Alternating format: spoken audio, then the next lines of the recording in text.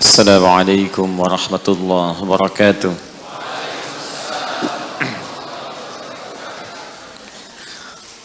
Alhamdulillahilladzi fataha kullan ni'am fa asbahna minal mun'amin.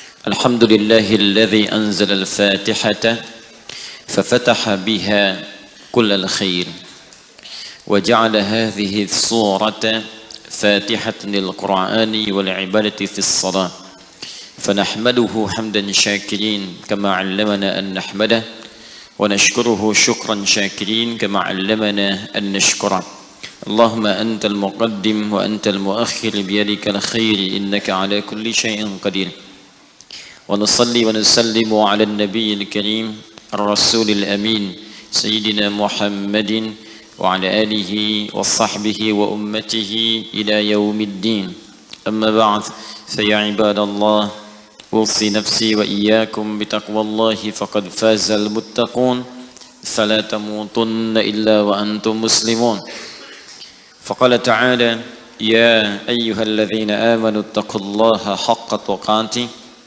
ولا تموتن إلا وأنتم مسلمون. Alhamdulillah, Bapak dan Ibu sekalian, saudara-saudariku, kita diberikan kembali kesempatan oleh Allah untuk beribadah di masjid ini. Semoga seluruh ibadah kita sampai dengan maghrib ini diterima oleh Allah Subhanahu wa taala. Tentunya kita juga berdoa, bermohon kepada Allah semoga yang belum berkesempatan untuk beribadah dari dua kalangan manusia. Yang pertama adalah orang yang telah beriman tapi imannya baru sampai di lisan, sehingga dengan iman itu dia baru bisa berucap dan belum bisa beramal saleh. Kita doakan orang-orang ini pun, para pelaku maksiat, segera bertobat sebelum mereka wafat kembali kepada Allah Subhanahu wa taala dan bisa juga tergerak beribadah. Yang kedua adalah hamba-hamba Allah yang masih diberikan kesempatan hidup sampai dengan malam ini namun belum beriman kepada Allah. Kita berdoa, bermohon kepada Allah semoga mereka semua mendapatkan cahaya dalam jiwanya, dibimbing oleh Allah Subhanahu wa taala untuk bersyahadat juga sebelum mereka wafat kembali kepada Allah Subhanahu wa taala.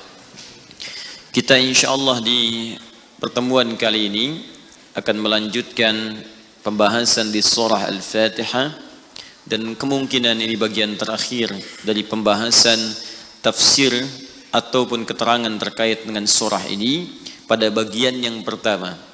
Terakhir di bagian yang pertama tentang makna ayat. Setelah itu selesai, masuk pada bagian yang kedua, masih di pembahasan Al-Fatihah, yaitu terkait pembahasan fikihnya. Jadi kita baru menggali maknanya, fikihnya belum. Fikihnya kita akan ambil terkait dengan hukum-hukum ibadah atau muamalah yang tersirat ataupun tersurat di dalam surah Al-Fatihah. Apakah di situ ada hukum terkait dengan solat misalnya? Kalau ada terkait hukum dengan solat, bagaimana cara menyikapinya? Bagaimana membaca Al-Fatihah dalam solat? Kalau imam sudah ruku, apakah Al-Fatihahnya tetap dibaca oleh makmum yang masbuk? Kalau imam kemudian membaca Al-Fatihah dengan jahar, apakah bismillahnya kita jaharkan? Demikian selanjutnya, insya Allah nanti kita akan bahas satu persatu setelah menyelesaikan uraian-uraiannya. Kemudian yang bagian terakhir, ini PR untuk kita semua, menyempurnakan bacaan Al-Fatihah dan pengamalannya sepanjang hidup kita. Nanti kalau sudah selesai, saya akan coba membuatkan sebuah kurikulum sebagai intisari dari kandungan Al-Fatihah yang diterapkan dalam kehidupan kita. Misal, saat kita melakukan sebuah pekerjaan, bagaimana menerapkan bismillah dalam pekerjaan kita? Seperti apa misalnya tautannya? Saat mendapatkan rezeki dari Allah, baik berupa harta benda kah, pengetahuan kah, atau tenaga kah, bagaimana menerapkan makna alhamdulillahirabbil alamin dalam rezeki itu sehingga Allah berkenan menambahkan kembali dan memberikan rahmat dari apa yang telah kita dapatkan. Demikian seterusnya sampai nanti yang terakhir, bagaimana menemukan teman dalam kehidupan. Dan itu kita akan coba ya, teman tersebut kita buat konsep dari mulai di keluarga sampai dengan ke tetangga sampai kehidupan yang kita jalani. Seperti apa bimbingan mencari teman dalam surah Al-Fatihah. Nanti kita akan buatkan. Baik, di pertemuan yang lalu kita telah selesaikan pada bahasan ayat siratal ladzina an'amta alaihim. Ya Allah, Mohon anugerahkan kepada kami kemudahan-kemudahan dalam hidup, bimbingan cara ibadah yang benar, solusi dari setiap persoalan yang dialami. Lalu Allah berikan kepada kita jalan, kalau begitu ikuti orang-orang dulu yang pernah mendapatkan nikmat itu dari kalangan orang-orang yang bisa menjadi role model dalam kehidupan. Maka diberikan kemudian mereka ini 4 golongan. Ada dalam Quran surah keempat, seperti telah kita tuntaskan di pertemuan lalu, ayat ke-69.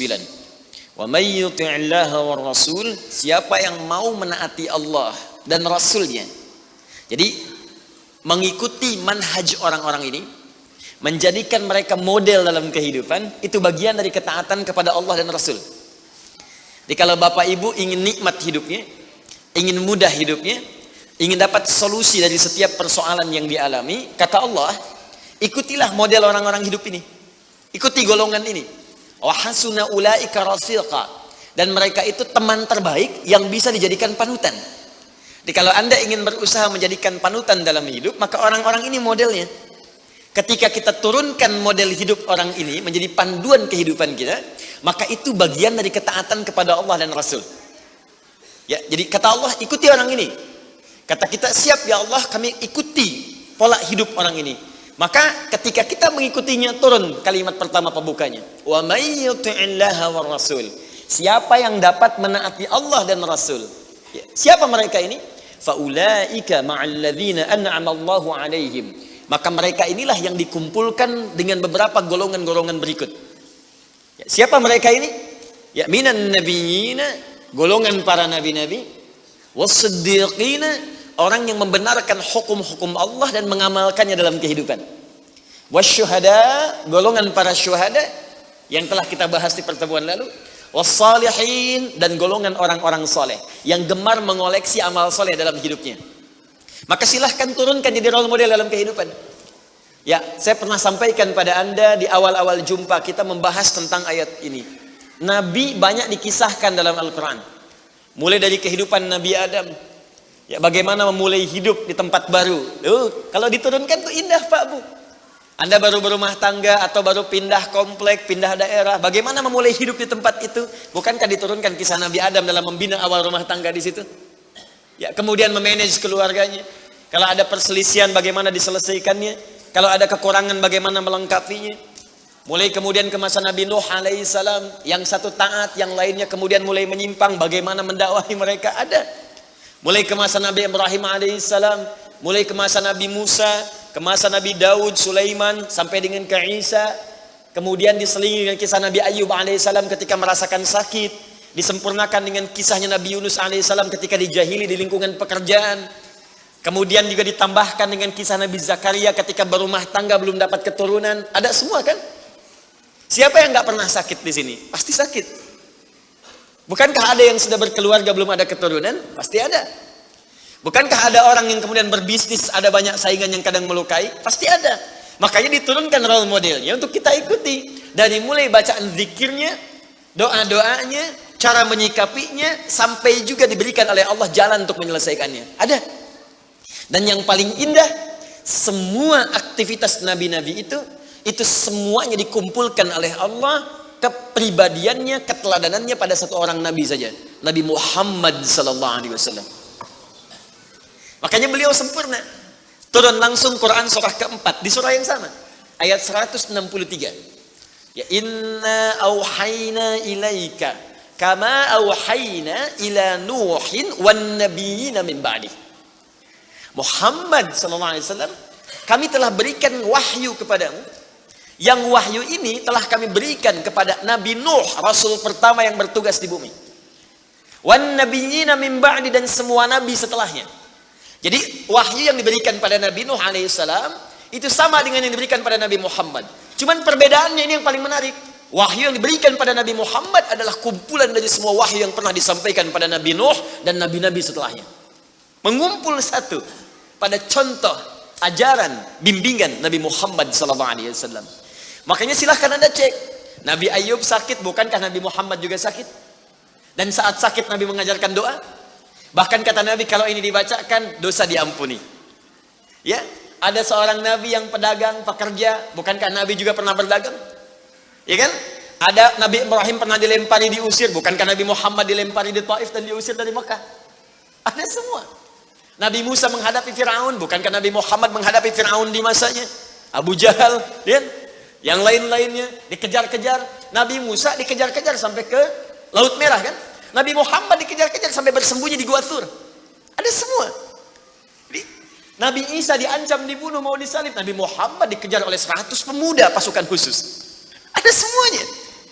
Jadi cukup satu orang Nabi Allah utus untuk seluruh makhluk di muka bumi, dan beruntungnya beliau adalah Nabi kita Muhammad sallallahu alaihi wasallam. Sempurna. Dirawat oleh Allah dengan sempurna. Bahkan di antara kesempurnaannya pernah diuji dengan penyakit. Nabi Ayub sakit, minta dulu sama Allah disembuhkan. Nabi Muhammad sakit, obatnya sudah ada dalam dirinya. Nabi Muhammad. Saya tunjukkan pada Anda di antara kesempurnaannya supaya paham kita cara memahaminya. Nabi Muhammad pernah diuji dengan sakit mata. Orang-orang yang tidak mengerti sejarah dan tak paham hadis menilai itu sebagai aib yang melekat. Itu orang belum paham.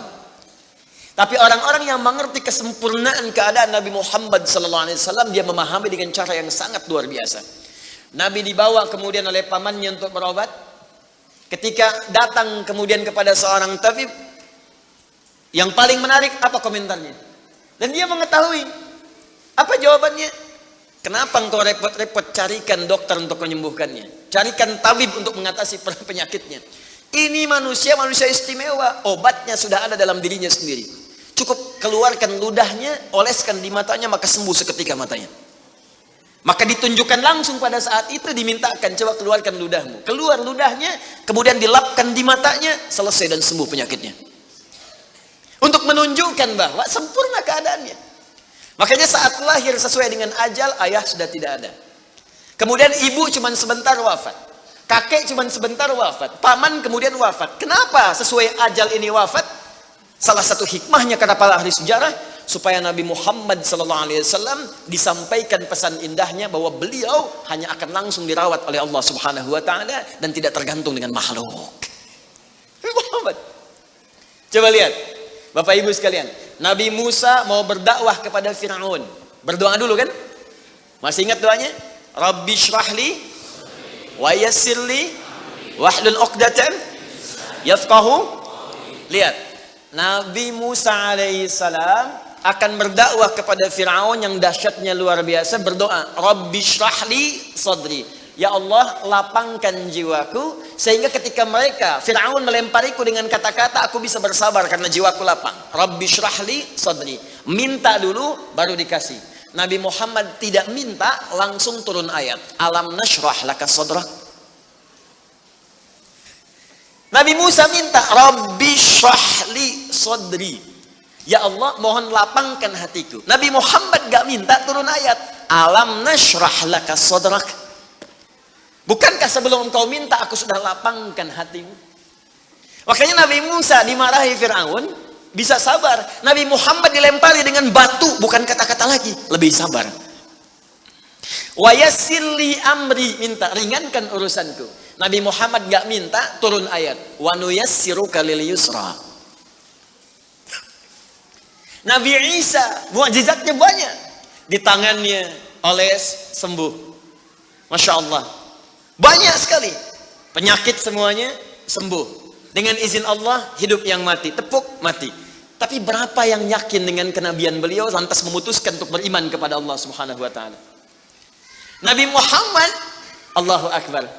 Cuman kalimatnya turun, Toha, yang paling keras sekalipun langsung masuk Islam. Dan itu kalimat bukan diucapkan oleh Nabi pada saat itu, cuman diajarkan kepada sahabatnya terbatas. Saudarinya Umar mengucapkan, terdengar Toha, masuk Islam. Nabi Isa udah usap-usap, udah bangunin orang dari kubur dengan izin Allah, nggak beriman juga sebagian besarnya. Ya, Nabi Muhammad SAW. Maka dari itu keluarkan tuntunan modelnya. Kenapa saya ungkap sedikit ini? Jangan-jangan kita bahas panjang-panjang, ini belum kita keluarkan. Coba, kan tuntunan Nabi itu banyak, dari bangun tidur sampai tidur lagi. Ya, coba keluarkan kemudian tuntunan itu. Mulai hari ini, pekan depan, sepekan belajar cara bangun tidur dulu, ala Nabi. Besoknya nanti cara makan. Besoknya cara berjalan. Nanti keluarkan bab rumah tangga, bab pekerjaan, bab pemerintahan, bab sakit, bab mengobati, ada semuanya. Cari bukunya Imam Al-Bukhari ya, yang Sahih Al-Bukhari itu. Di situ terkumpul 97 bab. Tinggal kita mau memulai dari yang mana. Baik. Demikian juga dengan siddiqin, dengan syuhada, dengan solihin. Kita ikuti mereka itu, maka digolongkan dalam orang-orang yang taat kepada Allah dan Rasul. Sebelum masuk kepada kalimat selanjutnya, ghairil maghdubi alaihim waladdallin. Sebelum masuk ke sana, maka saya ingin sempurnakan dulu dengan satu kalimat. Jika sudah semua itu kita siapkan, model petunjuk dari Nabi, turunkan dari kalangan siddiqin. Siddiqin itu sederhana. Setiap Anda baca Quran, yakini, amalkan. Siddiqin tuh. Misal, saya mau baca dulu nih. Saya pengen jadi orang ikhlas, baca Al-Ikhlas. Misal, Qul huwallahu ahad, Allahus samad, lam yalid walam yakul lahu. Lihat terjemahannya, lihat keterangannya, yakini itu, jangan ragu. Dan praktekkan dalam hidup. Qul huwallahu ahad, katakan hanya Allah yang esa. Sudah, berarti jangan katakan yang lain lagi. Komit dengan tauhid itu. Komit dengan keislaman kita. Jaga betul dengan baik. Allahus samad, Allah tempat bergantung. Serahkan semua urusan kepada Allah. Ada masalah, minta sama Allah, berdoa. Sakit, berdoa sama Allah. Punya persoalan, gantungkan diri kepada Allah. Ikhtiar. Itu ketika kita amalkan seperti itu, baru begitu saja, itu langsung turun sebuah keterangan dari Nabi Sallallahu Alaihi Wasallam. Jika Anda mampu mengamalkan satu surah ini saja, ini rahasia. Ya. Ini rahasia. Ada seorang sahabat, hadisnya sahih, dikutip kemudian oleh Sayyid Qutb juga dalam kitabnya Al-Aqaid Al-Islamiyah. Syekh Muhammad Nasiruddin Al-Albani pun mensahihkan hadis ini. Ketika Nabi selesai kemudian menunaikan salat, terdengar seseorang berdoa. Perhatikan doanya. Doanya menggunakan pembuka surat Al-Ikhlas. Saking yakinnya Siddiq dengan ayat ini, dan dia mengamalkan kandungan isi surahnya, dia membuka doanya dengan surah ini. Saking yakinnya dengan surah ini. Perhatikan kalimatnya. Allahumma ushhidu bi annaka antal ahadus samad, alladzi lam yalid wa lam yulad wa lam yakul lahu kufuwan ahad. Allahumma inni as'aluka an taghfira liya. Hadisnya sahih.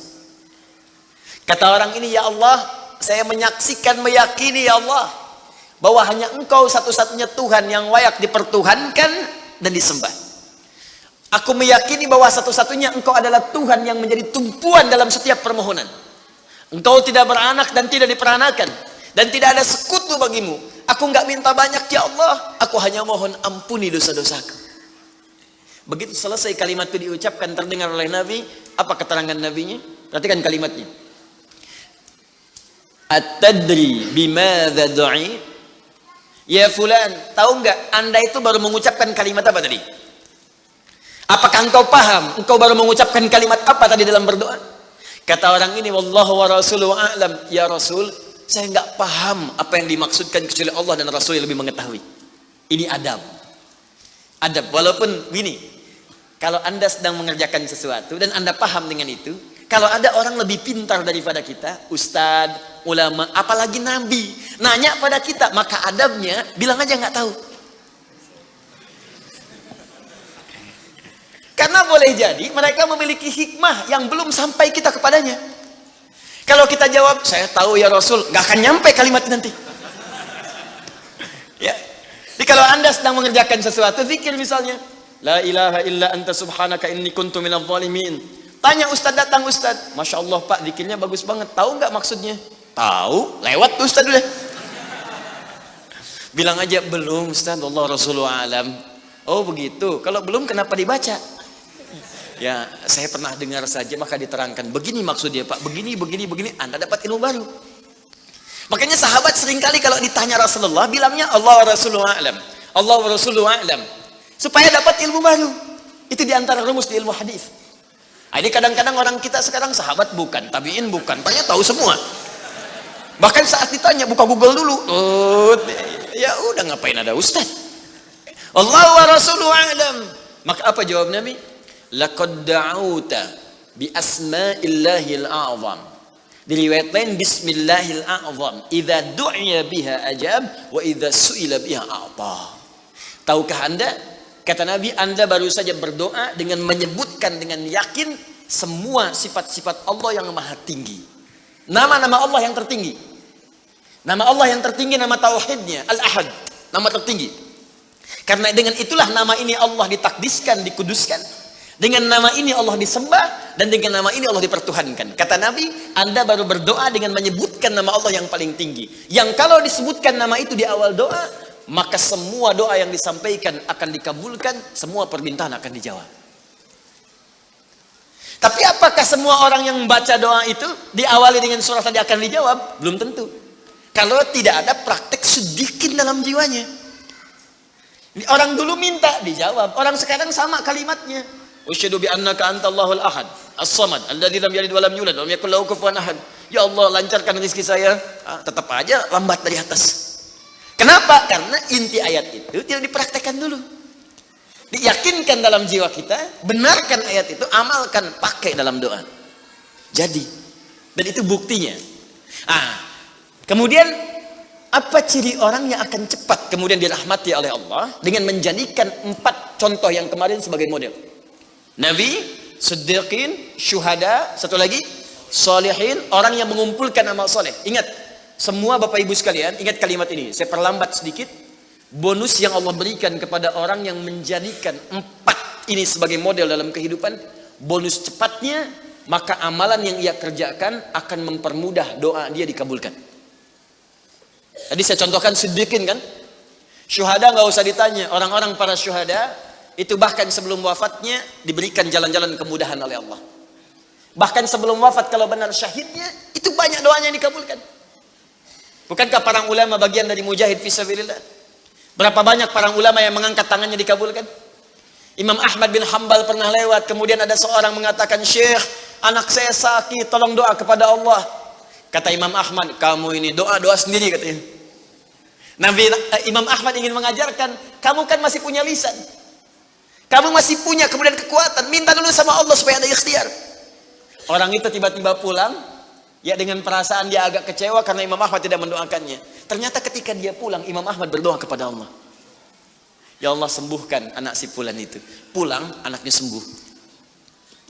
Allahu Akbar. Di doa ulama itu kalau benar kealimannya, kalau benar ilmunya dan khasyahnya kepada Allah, itu hujah di lisannya. Bahkan firasatnya nyata. Kadang dikasih dalam mimpi, kadang kemudian bermohon kepada Allah tanpa diketahui. Ada. Solihin juga demikian. Bahkan turun Quran surah ke-5 ayat 35. Ya. Paling kanan sebelah bawah, ya ayyuhalladzina amanu taqullaha wabtaghu ilaihil wasilah.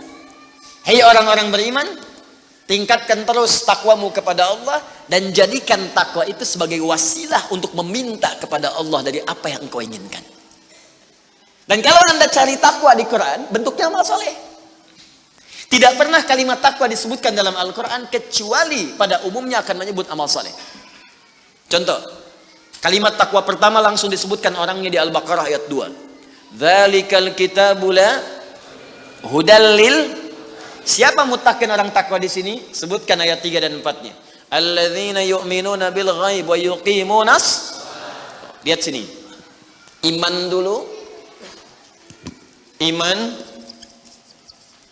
baru kemudian salat. Masih ingat di pertemuan lalu, sebuah amal menjadi soleh kalau didahului oleh apa? Iman. Di iman itu nggak akan dipisahkan dengan amal soleh. Ada iman, maka amal berubah jadi soleh. Dalilnya Quran surah ke-103.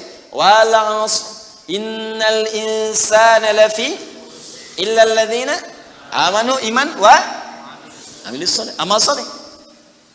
Apa wujudnya amal soleh itu? Jadi rumus cepatnya begini. Iman akan melahirkan sebuah amal yang dengan sifat iman ini menjadi soleh. Kalau iman dipadukan dengan amal soleh, maka akan berubah menjadi takwa namanya. Karena itu ketika Allah menyebutkan kalimat takwa dalam Al-Quran, baik dengan kata benda, ya, noun, muttaqin, muttaqun, atau kata kerja, verb, fi'il, tattaqun, yattaqun, ittaqau, pasti setelahnya akan bertemu dengan iman dan amal saleh. Dzalikal kitabul hudalil. Siapa muttaqin orang takwa di sini? Alladzina yu'minuna bil ghaib wa iman lis salat. Wa mimma razaqnahum infaq dan seterusnya. Al-Baqarah 183. Ya ayyuhalladzina amanu kutiba alaikumus iman. Ya ayyuhalladzina amanu kutiba alaikumus syiyam, puasa. Kama kutiba alal ladzina min la'allakum taqwa. Jelas? Maka ketika lihat rumusannya, lihat formulanya. Ini agak jarang dibahas ya. Perhatikan formulanya. Kata Allah di Quran surah ke-5 ayat ke-35.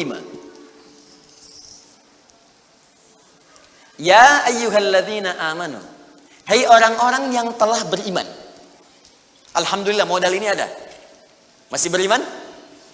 Alhamdulillah. Berarti modalnya sudah ada kan? Nih, yang dipanggil ini. Hai orang-orang yang telah beriman. Yang belum beriman tidak hai. Ittaqullah. Tingkatkan takwamu kepada Allah. Yang diminta ini. Perhatikan rumusnya.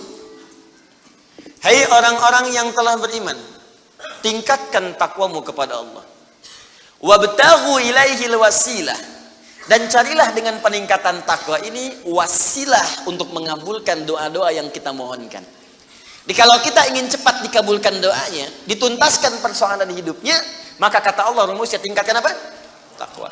Sekarang kita ingin tingkatkan takwa, apa rumusnya? Takwa itu formulanya iman plus. Nah, intinya di sini amal soleh. Jadi kalau kita kumpulkan amal soleh, kumpulkan, itu salah satunya ciri meningkatkan takwa. Kenapa takwa ditingkatkan? Untuk mengentaskan problem kehidupan kita. Bahkan nanti ada yang belum berdoa, saking tinggi ya takwanya, itu masalahnya diselesaikan oleh Allah tanpa dia meminta. Dalilnya Ustaz, Quran surah ke-65 di akhir ayat kedua. Di akhir ayat kedua, di awal ayat ketiga. Wa may yattaqillaha yaj'al lahu makhraja wa yarzuqhu min haitsu la. Siapa yang mampu meningkatkan takwanya kepada Allah, salatnya meningkat dari yang fardu tambah sunnah, amalan hartanya meningkat dari zakat tambah infak, amalan Qur'annya meningkat dari sekedar baca mulai kemudian tilawah atau mulai menghafalkannya, amalan puasanya meningkat dari Ramadan mencari sunnah-sunnahnya, tingkatkan. Maka pengertian persamaannya ya ja'allahu makhraja. Semakin meningkat takwanya, semakin aku tuntaskan semua persoalan kehidupannya. Jadi Bapak Ibu kayaknya nggak dapat masalah, padahal Anda tuh mengalami masalah sebetulnya. Cuman masalahnya sebelum dialami diringankan oleh Allah sehingga seakan-akan tak terasa. Ada yang langsung masalah dihadapkan di depannya, tapi diberikan ketenangan dalam jiwanya sehingga perasaannya nikmat saja. Padahal sebelumnya tidak begitu. Macet, sebelumnya menghujat, kadang mencela, klakson nggak berhenti, ya, bikin status juga, langsung kasih komen negatif, ya, Jakarta kesini banjir, siapa gubernurnya, misalnya, apa solusinya? Ini begini, ini begitu, apa solusinya? Apa ketenangan yang kita dapatkan? Tapi ada orang yang ketika dapat macet, tiba-tiba, Allahu Akbar, dia cuma klik dengan satu tombol, klik keluar merotal. Alhamdulillah ya Allah engkau kasih macet. Kalau enggak macet seperti ini, bagaimana aku kemudian mendekat kepadamu dengan mendengar murotal ini? Ternyata ketika macetnya 15 menit, hafal ayat 3 ayat. Selalu ada hikmah dalam kehidupan. Sedang zikir, ada yang berdoa, itulah yang dimaksudkan. Dientaskan persoalan, diberikan ketenangan, dan dipahamkan tentang nikmat yang diberikan. Ada orang yang minta dulu. Nah nanti orang soleh ini, solihin, itu diantara mereka bertawasul dengan amal solehnya. Ada yang sering bersolawat, tawasul dengan solawatnya. Ada yang sering infak, tawasul dengan infaknya. Bukankah kita pernah mendengar kisah yang sangat viral? Padahal masa itu belum ada media sosial. Tapi sampai kekinian sekarang. Kisah ini terjadi sangat lampau. Sampai sekarang lewat 15 abad masih viral, dibukukan. Perhatikan, kalau kita ikhlas, maka semua kisah kebaikan kita akan diangkat sampai di masa yang tidak batas, sampai terjadi hari kiamat kembali kepada Allah Subhanahu wa taala. Walaupun komunikasi alatnya tidak lengkap. Pernah dengar kisah 3 orang yang sedang berjalan kemudian tiba-tiba ada hujan, berlindung masuk ke sebuah gua. Begitu masuk di dalam gua itu kisahnya sangat populer sekali sampai ada di Sahih Al-Bukhari sampai sekarang sering dikisahkan. 3 orang laki-laki sedang berjalan beraktivitas, tiba-tiba datang hujan deras, berlindung masuk ke dalam sebuah gua. Ketika duduk di gua itu tanpa sadar batu dari atas menggelinding menutup ke dalam muka pintu gua itu. Pus, rap. Saking padatnya tidak meninggalkan celah yang cukup untuk mereka keluar. Akhirnya setelah reda berusaha untuk mendorong. 3 orang nggak sanggup. 1 lemas, yang 2 dorong makin nggak sanggup. 1 lebih lemas, 1 orang dorong ya sama betul-betul nggak sanggup. 3 aja nggak sanggup, 1 pengen dorong nggak bisa. Akhirnya yang paham rumus ini dari 3 orang itu mulai berkata kepada teman yang 2, ini mustahil kita bisa kemudian tuntaskan kecuali kita bertawasul dengan amal soleh yang pernah kita kumpulkan dalam hidup. Jika kita sudah merasa tak mampu sebagai makhluk, maka ini tanda dari Allah untuk meminta kepada Khalik. Dan disinilah kita disadarkan oleh Allah pentingnya amal soleh. Maka kalau kita sudah merasa amal soleh kita bermanfaat, bahkan bisa dipakai dalam doa, nanti akan semakin semangat amal solehnya. Itu rumus Pak Bu. Di sekarang banyak orang itu tidak mengerti kenapa mesti beramal soleh. Karena itu ketika diminta beramal, malas. Maghrib sudah sholat, begitu isya kan, Allahu Akbar, ayo isya. Kok cepet amat, barusan udah maghrib sekarang isya lagi. Tapi kalau orang yang mengerti, Allahu Akbar, mudah-mudahan tiap menit sholat. Kata bisa minta. Bukankah dalam sholat itu minta? Ya, Rabbighfirli warhamni wajburni warfa'ni, permintaan semua. Dalam sujud minta lagi, minta. Selesai. Maka 3 orang itu bermohon dengan amalannya. Yang satu mengatakan, ya Allah, saya punya seorang ibu yang saya baktikan hidup saya untuk melayani beliau. Saya bekerja pulang kemudian tidak pernah saya mengambil sesuatu sebelum ibu saya dulu. Apa yang saya lakukan sebelum tidur, saya kemudian siapkan susu untuknya saat bangun, kemudian saya berikan terlebih dahulu. Saya tidak pernah menyentuh makanan sebelum ibu saya terlebih dahulu menyentuhnya. Satu kali saya datang, ya Allah, mendapati beliau sudah tertidur. Maka saya tidak berani menyentuh kemudian makanan itu. Dan saya punya kebiasaan ketika bangun saya siapkan air susu. Ya, saya bayangkan ibu memberikan ASI kepada saya, maka sekarang saatnya saya memberikan susu kepadanya. Kemudian saya tunggu di sampingnya, saya sampai ibu saya tertidur sampai bangun. Ketika dia bangun, saya tidak pernah terangkan kepadanya bahwa saya memegang nampan itu dari sejak malam sampai dia bangun. Kemudian saya tuangkan, saya minumkan kepada beliau, setelah beliau menyentuh baru saya makan. Kalau ini menjadi amal soleh yang pernah saya kerjakan, ya Allah, dan Engkau ridha dengannya, mohon bebaskan kami dari kungkungan batu ini. Yang tadinya tidak bergerak, begitu didorong bergeser. Mau keluar masih susah. Ya, ini pertanda dari Allah ingin mendengar semua amalan-amalannya supaya adil terdengar keseluruhannya. Kedua, ya Allah,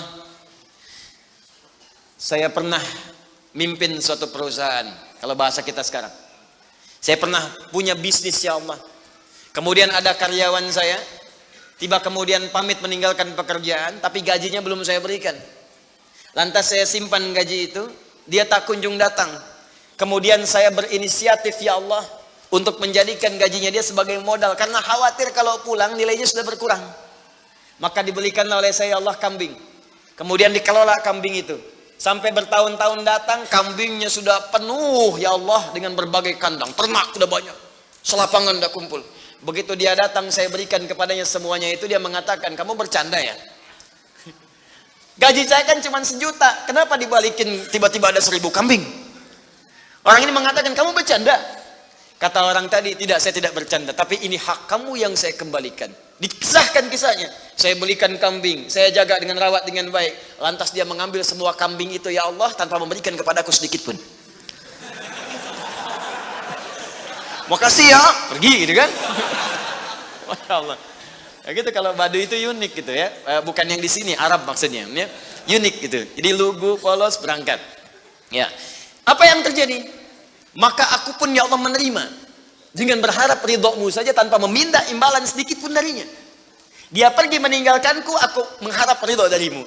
Maka aku bermohon kepadamu, ya Rabb, kalau dengan itu kemudian engkau ridho, maka bebaskan kami dari kungkungan batu ini. Didorong, geser lagi. Perhatikan bagian yang ketiga ini. Ini tidak mudah karena termasuk bagian dari dosa besar. Meninggalkan dosa besar mendatangkan anugerah yang berlimpah tanpa batas. Ya Allah, dulu aku seorang rentenir. Wah, banyak sekarang nih.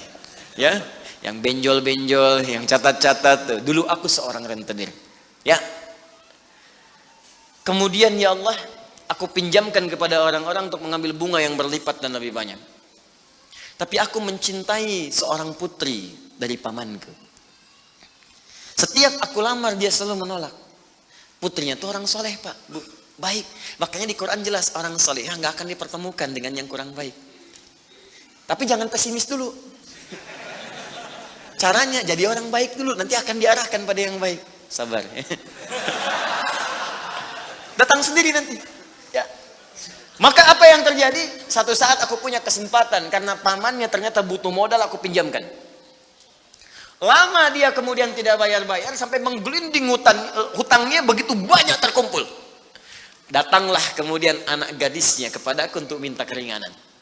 Maka aku katakan kepadanya, malam ini pun hutang bapak aku akan lunasi seluruhnya tanpa kecuali kalau malam ini engkau mau bergaul denganku. Maka anak perempuan itu sedih, merasa terancam, tapi tak mampu berbuat banyak untuk bapaknya, dia pasrah kemudian mengiyakan. Di malam itulah sejak aku siap-siap untuk menggaulinya, tiba-tiba si gadis itu dengan fitrah lisannya mengatakan, nih kalau orang nggak pernah maksiat, ini kalimatnya itu tinggi sekali, besar, pengaruhnya banyak. Kata perempuan ini, ittaqillah, paman, bertakwalah kepada Allah. Satu kalimat di gadis itu menggetarkan pada jiwaku, melahirkan rasa takut yang sangat dalam. Aku lari meninggalkannya sambil mengatakan, sudah, bapakmu tak ada utang lagi padaku, dan aku lari meninggalkannya. Ya Allah, kalau dengan perbuatan itu engkau ridha yang menjadikan aku bertobat sampai sekarang, maka mohon ya Allah bebaskan kami dari kungkungan batu ini. Begitu mau didorong, batunya sudah menggelinding jauh meninggalkan mulut gua itu.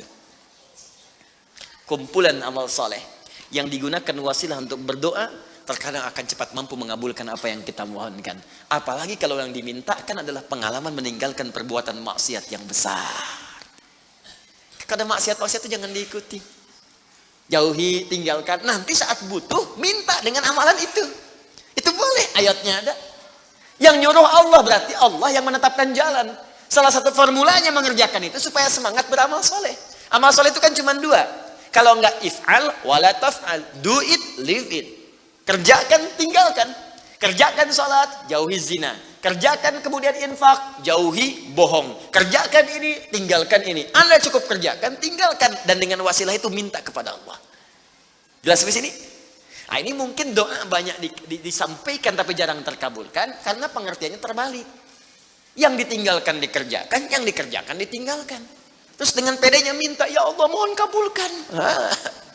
Susah. Kenapa? Naktah sauda. Ketika berbuat maksiat mulai ada penutup kemudian di cawan hatinya. Mulai yang ringan dulu begini. Sehingga saat cahaya akan masuk tidak tembus. Sedikit-sedikit. Allahu Akbar, Allahu Akbar.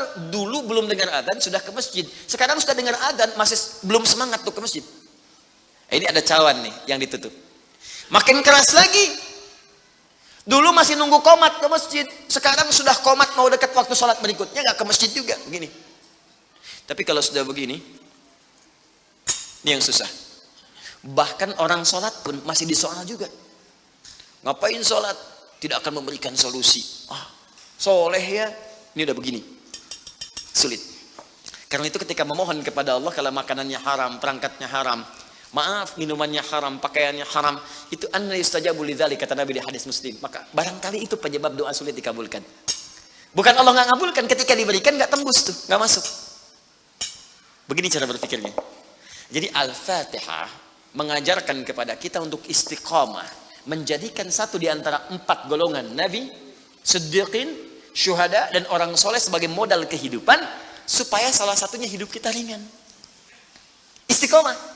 Kalau sudah istiqamah, maka apa yang diberikan? Limpahan tanpa batas. Quran surah ke-72 Al-Jin ayat ke-16. Saya selesaikan dulu yang ini ya sebelum pindah. Wa allaw istaqamu 'ala at-tariqati la asqainakum ma'an ghadaqa. Wa allaw istaqamu, kan kalau mereka istiqamah 'ala at-tariqati, pada jalan yang telah kami tetapkan. Kata Allah jalan hidup, jadikan role model kehidupan Nabi. Contoh. Contoh prakteknya lihat siddiqin. Kalau mau bertahap pelan-pelan, baca satu ayat amalkan, seayat amalkan, hadis satu amalkan. Jangan banyak-banyak. Ya, belajar meninggalkan larangan. Minggu pertama larangan di mata, jauhi larangan mata. Pekan kedua larangan telinga, pekan ketiga larangan lisan, sampai ke ujung kaki, sampai tubuh kita terbiasa meninggalkan larangan. Praktekkan. Kalau istiqamah, wa allaw istaqamu, kalau kalian istiqamah ala tariqati, pada jalan manhaj yang telah aku turunkan ini, la asqainahum ma'an ghadaqa, aku akan limpahkan kepada mereka rizki yang tanpa batas. Karena kalau disampaikan dalam keadaan azan, itu berpeluang besar benarnya. Karena itu dan Al-Quran tidak ada yang salah. Ma'an ghadaqa di ayat ini bukan berarti air, tapi gambaran dari limpahan yang tiada bertepi. Bukankah kalau dalam saat haus paling enak minum air? Bukankah kalau energi itu hilang, air yang datang bisa menguatkan kembali? Ya kan? Bukankah air bisa menjadikan yang kotor menjadi bersih? Maka rizki itu sifatnya luas. Bisa jadi kemudian materi, bisa uang, bisa ketenangan, bisa limpahan keturunan, dan sebagainya. Istiqamah. Ada satu yang kalau ini benar dilakukan, bukan sekedar rizki, tapi Allah akan mengutus satu malaikat yang menjaga kita sampai wafat. Apa yang dimaksudkan? Kita lihat setelah menunaikan salat isya berjamaah. Subhanakallahumma wa bihamdika asyhadu an la ilaha illa anta astaghfiruka wa atubu ilaik. Assalamualaikum warahmatullahi wabarakatuh.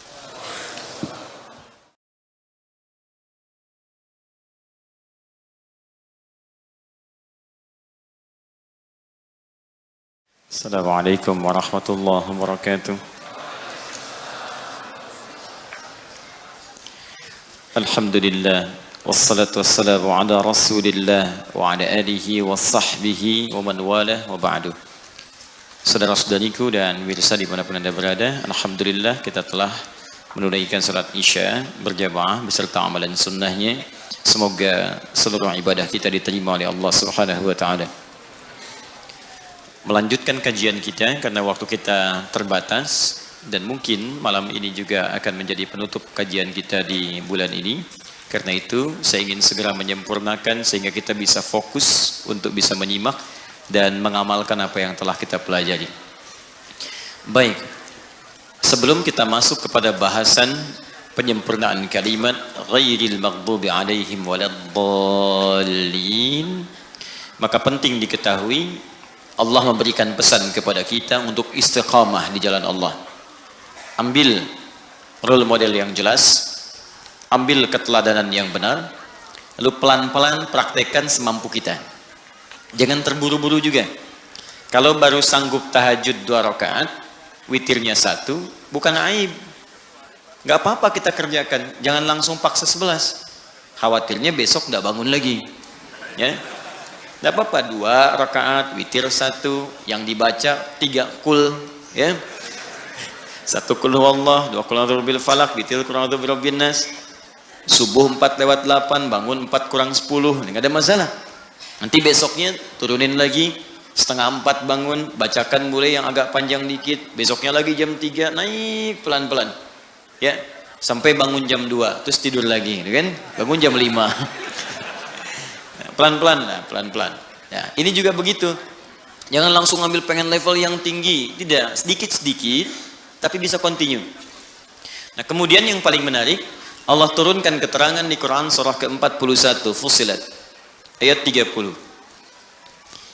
Tadi saya sampaikan sebelumnya, jika kita istiqamah di jalan Allah dengan yang tadi saya uraikan, maka Allah akan memberikan ma'an ghadaqa, limpahan yang sangat berlimpah tak terbatas. Ya, digambarkan, diilustrasikan dengan air. Air kan kalau melimpah itu, ghadaqa itu datang dengan melimpah. Ya, kayak air sungai yang deras gitu kan, arusnya kencang. Itu kan kalau arus kencang nggak mungkin selebar sedotan gitu kan, pasti banyak gitu ya. Nah, itu seperti itu limpahan rezeki yang kadang tak terbatas. Sampai kita mengatakan dunia ini kecil ternyata. Nah, ada lagi yang hebat. Apa amalannya? Innal ladzina qalu rabbunallahu tsumma istaqamu. Awas, kalimatnya sama-sama nih. Istiqamah, istiqamah. Istiqamah di jalan Allah ketika sudah Allah turunkan model kehidupan yang diikuti.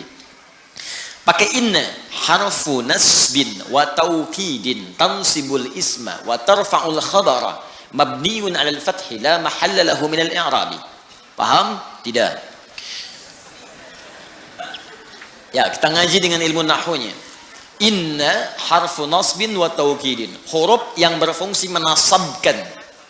Kalau menasabkan dalam kaidah gramatikal artinya menjadikan harakatnya itu mansub pakai fathah. Jelas? Fathah itu pembuka. Kalau fathah masuk dalam kalimat pembuka di Al-Quran, kalau masuk ke sebuah kisah ini menunjukkan cara menerjemahkannya, kami buka kisah ini. Contoh, ini praktek bahasa ya. Quran surah ke-21 ayat 83. Wa ayyuba pakai fathah. Walaupun ataf diikutkan pada hukum sebelumnya. Wa ayyuba idnala rabbahu anni massani yadhurru wa anta arhamur rahimin. Wa ayyuba cara menerjemahkannya, dan kami buka kisah Ayyub untuk menjadi inspirasi bagi hamba Allah yang kemudian diuji dengan penyakit, seperti apa zikirnya agar disembuhkan oleh Allah. Makanya di akhir ayat 84 ditutup dengan kalimat wa dzikra lil abidin. Kisah ini akan jadi pengingat bagi hamba Allah yang saleh yang saat diuji dengan penyakit dia berzikir seperti Ayyub melakukannya, maka saya berjanji akan menyembuhkannya. Itu mansub. Nah, kemudian kalau kita tarik ke balaghah, nasab itu artinya sesuatu yang ditancapkan dengan kuat. Nasabar rajulu asahu. Seorang lelaki menancapkan tongkatnya dengan kuat alal ardi, ke tanah, sehingga tidak goyang. Nah, kalau ada kalimat dalam Al-Quran dibuka dengan inna, inna harfu nasbin, huruf yang menguatkan, maksudnya informasi yang disampaikan oleh Allah di ayat ini tancapkan ke hati kita dengan kuat. Dan jangan goyang. Kalau tidak goyang berarti nggak ada keraguan. Sebab kalau masih goyang ragu namanya. Berangkat gak ya? Berangkat gak ya? Berangkat gak ya? Nah, ya? Sudah, kalau sudah mantap lakukan. Berangkat, lamar dia sekarang. Ya, misal ya. Ya. Datang ternyata belum kenal itu kan, main lamar aja. Baik, bisa. Cek dulu, maksimalkan dulu, nasab, tancapkan pada jiwa. Kemudian wataukidin, kuatkan, dan nancap, kuatkan supaya nggak goyah. Ayat ini mengatakan innalladzina qalu, orang-orang yang meyakinkan. Qalu di sini bisa mengatakan, intinya menguatkan pada jiwa. Ya, kalimat untuk menguatkan itu bisa dikatakan. Ini secara psikologi, kalau ingin orang menguatkan sesuatu, dia katakan tuh, saya bisa, saya bisa, saya bisa.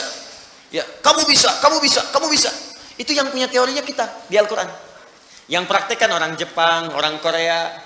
Ya, waktu ada benteng Takeshi itu kan, kamu bisa, dia taklukkan Takeshi. Orang Korea itu kalau kecil-kecil dari TK, nyusul Jepang, disusul sampai sekarang. Jepang punya Honda, dia punya Hyundai. Ya, Jepang punya ini, dia punya ini. Jepang ke Piala Dunia, dia ke Piala Dunia. Naik terus. Ya, itu yakinkan pada diri kita, bisa nih, bisa nih, kuat. Nah, jadi innalladzina qalu rabbunallah, orang-orang yang meyakinkan pada jiwanya dan tidak goyah, rabbunallah. Dalam setiap situasi dia bersandar kepada Allah.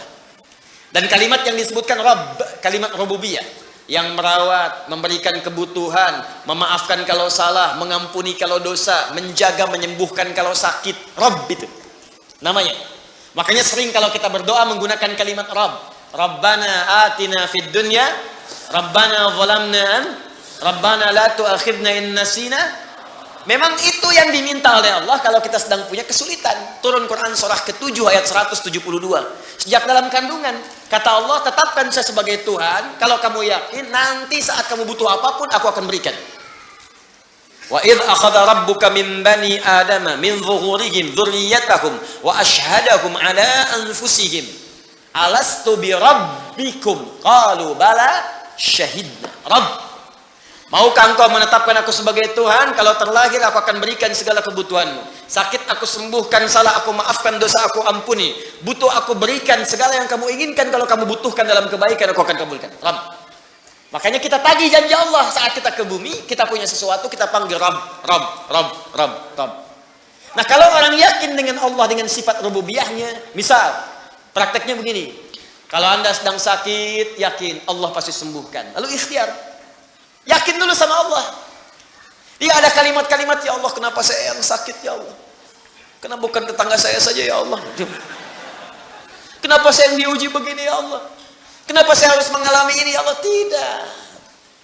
Hadirkan dalam jiwa, tancapkan, jangan ragu. Alhamdulillah, ya Allah, engkau pilih saya bukan yang lain. Engkau percaya kepada saya bukan yang lain. Engkau uji saya bukan yang lain. Alhamdulillah, ya Allah. Dan tidak mungkin kau memberikan sebuah ujian kecuali kau sandingkan dengan kemudahan. Lalu Anda bacakan. Tadi yang tadi, inna ma'al usri. Bacakan itu, lalu minta berdoa kepada Allah. Ya Allah, Engkau yang berjanji, Engkau yang menepati. Engkau katakan dalam setiap kesulitan pasti ada kemudahan. Dan saya memohon dengan segenap janji dan kemuliaan Engkau sebutkan dalam Al-Quran. Minta, cepat diberikan. Ya, minta dengan bahasa yang indah. Itu dapat. Nah, itu jarang kita pakai, cuman dibaca, nggak diamalkan. Kalau kita konsisten dengan itu, di pekerjaan ada kesulitan, pasti Allah mudahkan, yakin saya.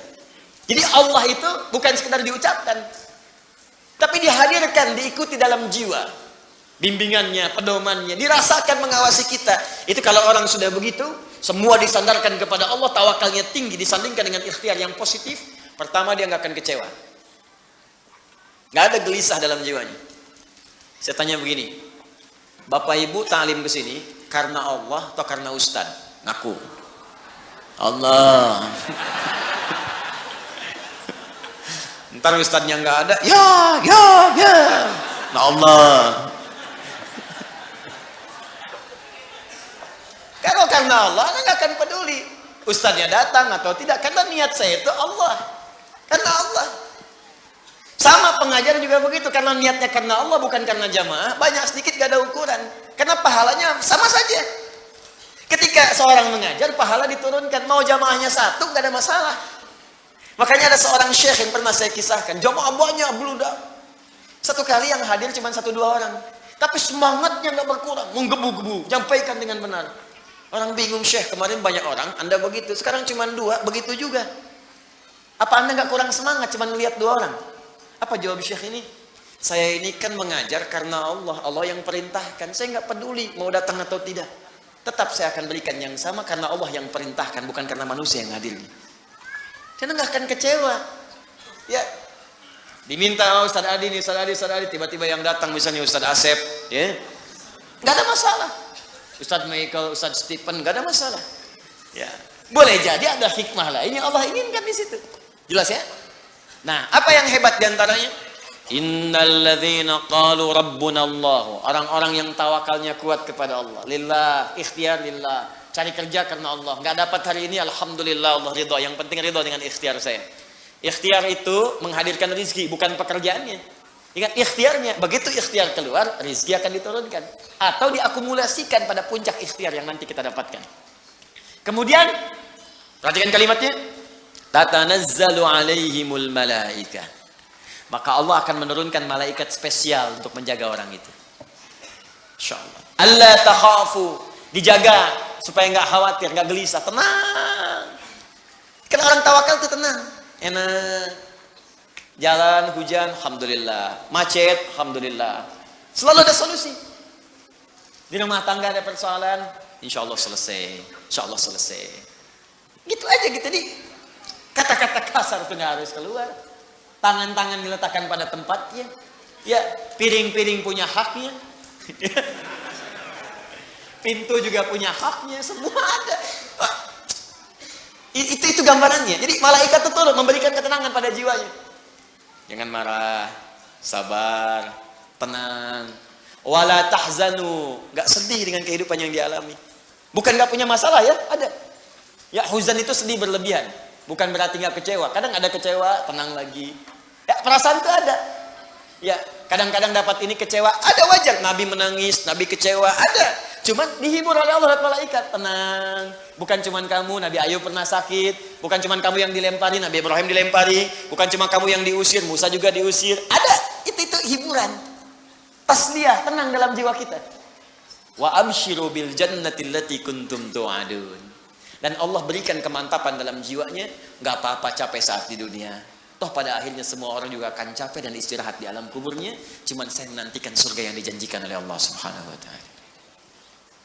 Emang kalau nggak mau capek, ya di alam kubur, Bu. Sepanjang di dunia pasti capek. Tapi kalau orang tawakalnya kuat, ketika ada capek pun dia sabar.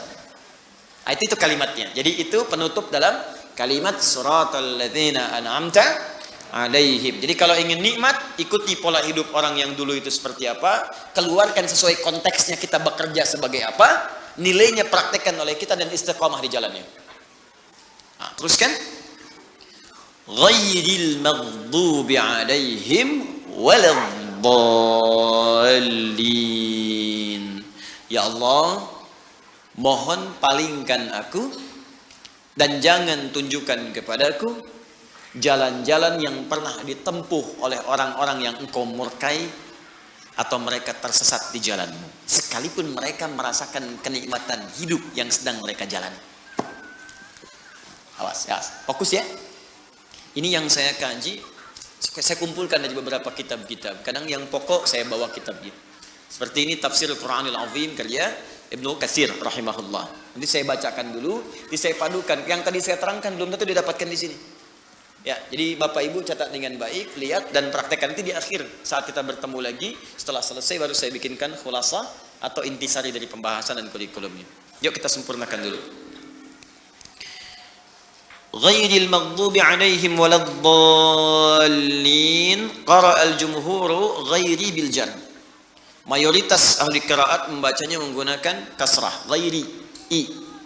Ya, ghairi 'ala na'ti. Ya, 'ala na'ti menunjukkan kepada sifat yang sebelumnya. Jadi persamaan inti permohonan. Na'at itu sifat, ya. Na'tun atau sifatun yang disifati man'ut atau mausuf. Cirinya harokatnya sama dengan sebelumnya. Ya, contoh begini. Siratal ladzina an'amta 'alaihim. Siratal ladzina. Ini mohon maaf ya, paham nggak paham, ikutin aja dulu ya. Kalau ini bagian bahasa ini, nanti maknanya baru ngerti. Kalau kaidahnya memang mesti belajar dulu ya. Jurumiyah, setelah itu naik imritis, setelah itu naik alfiyah, kaji lagi ilmu sorof, baru paham. Tapi kalau memang nggak paham, jangan berfatwa. Ya, ikutin dulu aja ya, ikutin dulu. Nanti salah-salah fatwanya bisa rembesan ya. Sini lihat. Sirata alladzina. Ini mudhaf, ini mudhaf ilaih. Mudhaf ilaih itu, ini jar. Jar itu, ini harokatnya kalau biasa jadi kasrah. Misal, contoh begini. Ini kitab. Apa artinya kitab? Buku, ya. Kitabu, misalnya rajulin, seorang lelaki. Rajulin. Ini kalau ini nyambung, kitabnya si fulan, seorang lelaki, maka kalimat kedua ini harokat akhirnya pakai i. Jar, kasrah. Kitabu rajulin. Jelas? Ini mudhaf ilaih. Maksudnya disandarkan kalimatnya. Yang ini, harokat yang ini, kalimat kedua pasti kasrah. Kecuali kalau kata sambung, konjungsi. Seperti alladzi, allati, alladzina, maka harokatnya sudah mutlak. Mutlak. Kalau alladzina pasti a. Kalau alladzi pasti kasrah di ujungnya dia. Kalau allati kasrah di ujungnya di ja. Nggak bisa berubah. Tapi tetap kedudukannya sebagai jar. Kalau dibunculkan pasti kasrah juga. Karena itu, kalau ada kalimat kemudian dikembalikan maknanya ke sini, misal kitabu rajulin. Misalnya kita sebutkan jamil. Kitabu rajulin, buku lelaki itu. Lelaki ini ingin diberikan keterangan tambahan. Lelaki yang mana? Banyak laki-laki di sini. Si ganteng. Ya, lelaki yang ganteng. Maka ganteng bahasa Arabnya jamil. Karena ini akan menyifati atau menerangkan kalimat yang ini. Dan harokatnya adalah kasrah, maka ini ikutkan kasrah juga seperti ini. Kitabu rajulin jamilin. Intinya samakan harokatnya dengan yang ini. Sama-sama i. Yang ini siratal ladzina an'amta 'alaihim. An'amta 'alaihim. Kita mengatakan ya Allah, berikan kepada kami petunjuk jalan-jalan orang-orang yang sirata alladzina. Kedudukan alladzina di sini orang-orang yang sama dengan yang ini. Kalimat yang disandarkan. Hukumnya jar, harokatnya kasrah. Cuman karena konjungsi kata sambung, maka harokatnya tetap jadi fathah. Padahal hukumnya mesti jar begini.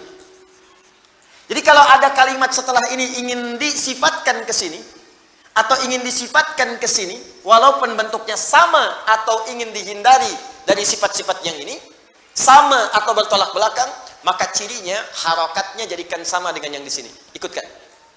Makanya ketika kita baca siratal ladzina an'amta alaihim, ya Allah, mohon berikan kepada kami jalan hidup orang-orang yang telah Engkau berikan nikmat kepada mereka. Nah, sampai sini telah kita bahas. Lalu kita ingin katakan bukan orang-orang yang. Baik, lihat sini. Di sini orang-orang yang dapat nikmat. Terus kita ingin sambungkan, bukan orang-orang yang merasa nikmat tapi hidup mereka salah. Baik, sama-sama orang bukan? Sama-sama orang kan? Sama-sama hidup tidak? Sama-sama beraktivitas tidak? Berarti kalau sama-sama orang, hukumnya ikut ke sini kan?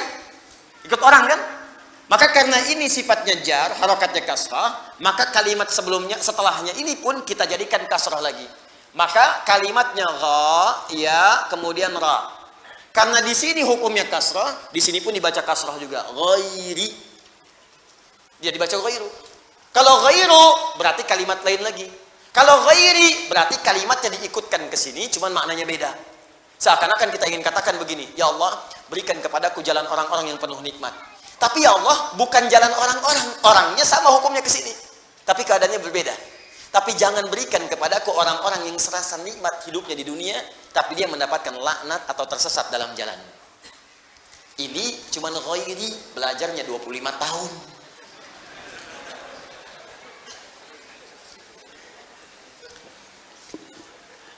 Ini memang dalam Pak Bu, nggak paham nggak apa-apa, nggak paham nggak ada masalah. Yang penting kita bisa memahami maknanya ketika mengamalkan kandungan dia. Saya hanya ingin jelaskan kalimat cepatnya begini. Saya ingin jelaskan kenapa dibaca dengan ghairi, diikutkan pada hukum sebelumnya, menunjuk kepada orang. Kesimpulannya begitu. Paham? Ya. Cuman kenapa saya jelaskan panjang-panjang? Karena rugi kalau nggak saya jelaskan, jauh-jauh saya sekolah. Jauh-jauh saya sekolah banyak baca kitab, kemudian kita baca kitab, banyak-banyak saya tamatkan, tiba-tiba nggak dibahas, rugi. Jelas ya? Baik. Tapi saya nggak paham Ustaz, salah sendiri. Baik, intinya pertama dibaca ghairi, bisa dibaca ghairi menunjuk kepada orang-orang yang punya perasaan sama dengan sebelumnya serasa nikmat tapi mendapatkan laknat ataupun murka dari Allah Subhanahu wa taala. Qala Zamakhsyari. Zamakhsyari pernah berkata, pengarang kitab Al-Kasyaf. Itu bahasa Arabnya luar biasa dikuasai. Ilmu-ilmunya tinggi sekali. Sampai beliau kemudian punya kelemahan jalan dengan tongkat. Ya, ingin tinggal di samping Ka'bah. Sehingga disebut dengan Jarullah, tetangganya Allah. Ini bahasa balaghah, tetangga Ka'bah. Tapi kalau sudah berjalan tongkatnya kedengaran, maka orang-orang yang sedang mengajar seperti ini turun dari kursinya. Karena malu takut salah kedengaran dari Syekh Zamakhsyari. Boleh diikuti pendapat-pendapat tafsirnya, tapi masalah hukum-hukum pandangannya dalam tauhid dan fiqih, maka disarankan tidak untuk diikuti. Karena Mu'tazilah alirannya. Ya, alirannya Mu'tazilah, tapi pendapat-pendapat tafsirnya ini sejalan dengan Ahlus Sunnah. Kecuali dalam pembahasan masalah-masalah, ya ada cabang-cabang tauhid, bukan pokok, cabang-cabang tauhid juga terkait dengan persoalan-persoalan di fiqih. Baik. Wa quri'a bin nasbi 'ala al-hali wa hiya qira'atu Rasulillah sallallahu alaihi wasallam wa Umar bin al-Khattab wa ruwiyat 'an Ibnu Katsir. Fokus. Kalimat ghairi bisa dibaca juga dengan nasab ghaira. Saya ulang. Di ghairi bisa dibaca dengan ghaira. Jadi kalau nanti ada yang baca ghaira dalam tafsir, ya ghairal maghdubi, jangan disalahkan. Karena bacaan ini pun bersumber dari Rasulullah SAW. Umar bin Khattab pernah baca dengan ghaira, juga diriwayatkan dari Ibnu Katsir rahimahullah, salah satu Quran. Ya, di antara Quran. Paham sampai sini? Baik, jadi bisa dibaca ghairi, bisa dibaca ghaira. Kalau dibaca ghaira berarti menunjukkan keterangan yang berbeda dari sebelumnya. Cara memahaminya begini. Ya Allah, tunjukkan kepadaku jalan orang-orang yang telah Engkau berikan nikmat. Kata Allah, saya tunjukkan. Ikuti para nabi, siddiqin, orang saleh, syuhada. Ya Allah, jangan berikan kepadaku jalan orang selainnya. Maka dibaca ghaira. Jelas ya? Karena beda dengan yang sebelumnya. Hal. Paham? Ya Allah, aku pengen yang ini saja, bukan yang ini. Maka dibedakan, langsung baca ghaira. Tapi kalau kita baca ghairi, wah, ini kalimatnya lebih lengkap lagi, kompleks maknanya. Ya Allah, berikan kepadaku jalan orang-orang yang telah Engkau berikan nikmat. Kata Allah, ikuti. Nih, para nabi, siddiqin, syuhada, solihin. Tapi ingat, engkau pun akan melihat orang-orang yang terasa seperti nikmat hidupnya, padahal dia mendapatkan laknat dariku. Dia seperti nikmat hidupnya, padahal tersesat. Ada kelihatan orang seperti kaya, tapi Allah murka kepadanya. Ada orang kelihatan seperti punya kedudukan, punya kemampuan, punya kenyamanan, kemapanan materi, tapi Allah murka kepadanya dan mengatakan tersesat dalam kehidupan, bahkan diancam oleh Allah Subhanahu wa taala.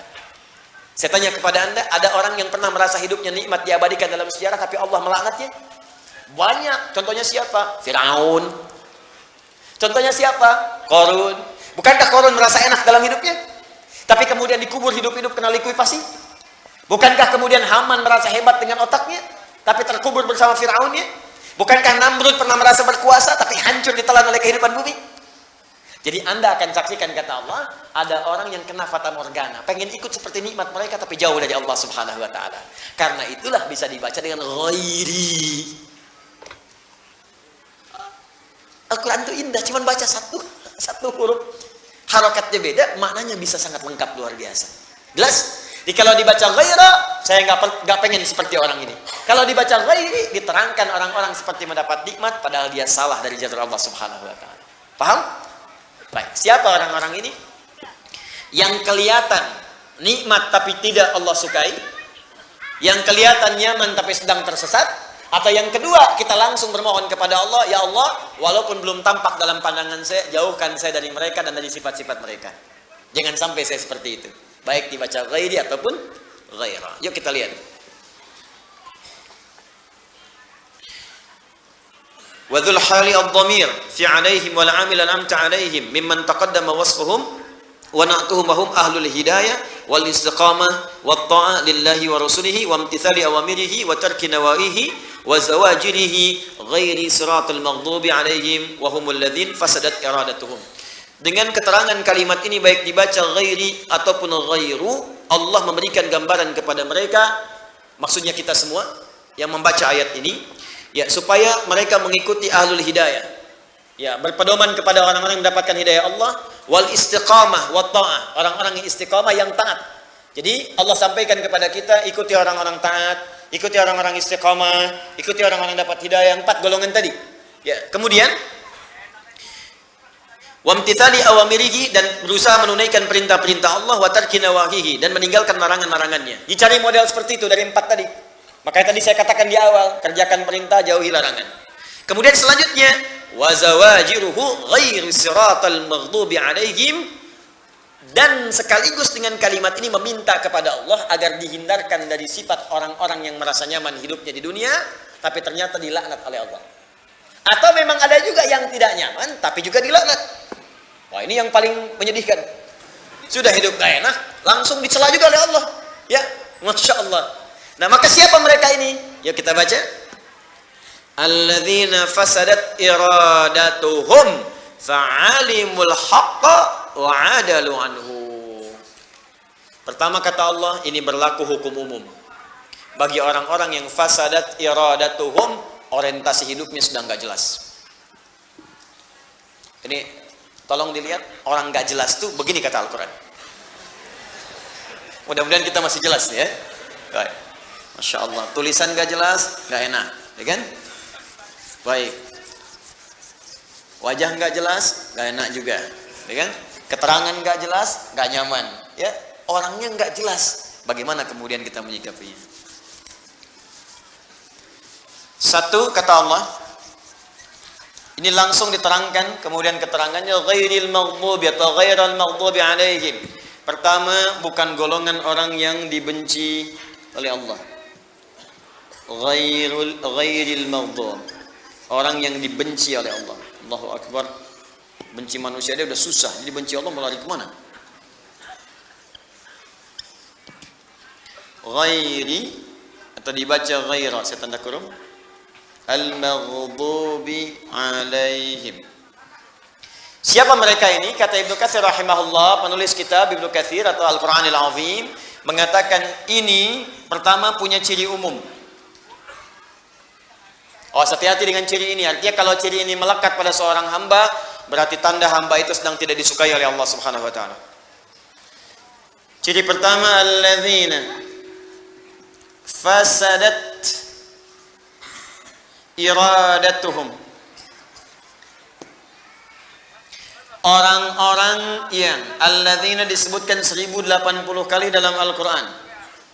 Kalau di ilmu nahwu disebut ismun mausulun yadullu 'alal jam'il jam'iyyah. Huruf sambung keterangan menunjukkan bentuk jama' tanpa batas. Bisa laki-laki, perempuan, tua, muda. Masuk kategori balik, kaya, cukup, semua tanpa batas. Fasadat iradatuhum, yang orientasi hidupnya sudah tidak jelas. Rusak. Fasad itu rusak. Jadi kalimatnya sudah bukan gak jelas lagi, rusak. Papan tulis, tulisannya nggak jelas. Papan tulis, tulisannya tidak jelas. Dengan yang kedua, papan tulis yang rusak.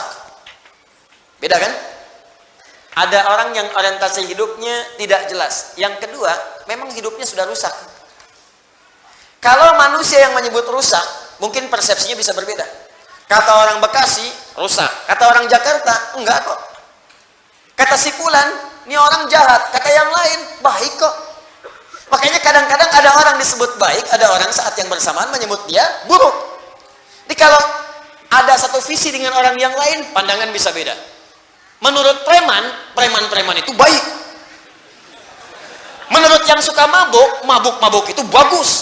Tapi bagi yang nggak suka mabuk, buruk. Mencuri, buruk. Bagi siapa? Bagi yang tidak mencuri. Bagi para pencuri, profesi. Bagi kita korupsi, buruk. Yang nggak korupsi. Bagi koruptor, itu peluang. Bagi pezina, zina itu bagian kehidupan. Bagi yang nggak zina, nggak akan menikmati. Ya, bagi pelaku maksiat, maksiat itu memang bagian dari kehidupan. Bagi orang taat, benci. Makanya kalau ada bagian dari yang halal sudah nggak suka dalam hidup kita, pandangan sudah nggak suka melihat yang halal dari pasangannya, pendengaran sudah nggak suka mendengar yang halal, artinya ada bagian maksiat masuk ke dalam bagian tubuhnya. Ada yang paling tinggi, rusak kata Allah. Sehingga dengan rusaknya itu, mohon maaf, dia mendapatkan murka Allah subhanahu wa ta'ala. Telinga rusak, mata rusak, lisan rusak, hati rusak. Siapa orang-orang itu? Alladzina alimul haqqa wa hum alimu al-haqqa wa adalu anhu. Allahu akbar, na'udzubillah min haula. Mereka itulah orang-orang yang sudah mengerti sebuah kebenaran dengan jelas. Benar. Jelas, hujahnya nggak bisa dibantah lagi. Memang jelas. Dan mereka yakin itu benar. Mereka tahu ini benar. Tapi mohon maaf, dengan pengetahuan itu justru mereka berpaling dari kebenaran yang dimaksudkan. Udah tahu benar, diingkari. Udah tahu benar, nggak dikerjakan. Udah tahu kemudian salah, masih dilakukan juga. Sudah tahu kata Allah ini yang benar, dia tinggalkan ini yang salah, dia kerjakan. Maka ini ciri pertama pada orang-orang yang hidupnya sudah tahu kebenaran hak. Kebenaran itu dibagi dua. Ada sidqun, sad, dal, qaf. Ada haqqun, itu berbeda. Lihat sini. Ada as-sidqu. Ma yahtamilu sidqa wal kadhib. Kalau disebutkan kalimat sidqun, itu persepsinya bisa beda. Kadang menurut si A itu benar, menurut si B itu salah. Beda persepsi. Ibu datang mau ke pengajian, datang kepada papa. Papa, mama mau ke pengajian, bagus. Menurut papa gaunnya mana yang paling bagus ya? Hijau atau biru? Kata papa, biru deh mah. Ah, kayaknya hijau deh. Beda persepsi. Jadi menurut ibunya hijau, menurut suaminya biru. Nah, itu padahal dua-duanya mungkin benar atau juga mungkin salah. Begitu keluar pakai kuning. Baik, tapi kalau haqqun, al-haq, itu artinya kebenaran yang sudah memang benar dan buktinya nyata, sulit untuk ditolak. Dan satu-satunya kebenaran yang tidak bisa dibantah lagi, kebenaran yang bersumber dari Allah subhanahu wa ta'ala. Quran surah kedua ayat 147. Al-haqqu mir rabbika fala takunanna minal umtarin. Semua yang hak itu pasti sumbernya dari Allah subhanahu wa ta'ala, maka jangan pernah ragu saat Anda mendapatinya. Nah, kalau orang sudah mendapatkan keterangan hak, lantas kemudian dia menyalahinya, maka Allah benci dengannya. Murka, rusak orientasi hidupnya. Apa hak yang paling tinggi? Hak tauhid. Allah terangkan dengan jelas. Silahkan dibuka dimanapun, cuma dalam Al-Quran yang mengatakan saya Tuhan, sembah saya, kata Allah. Quran surah ke-20 ayat ke-14. Innani anallahu la ilaha illa ana, kata Allah, fa'budni.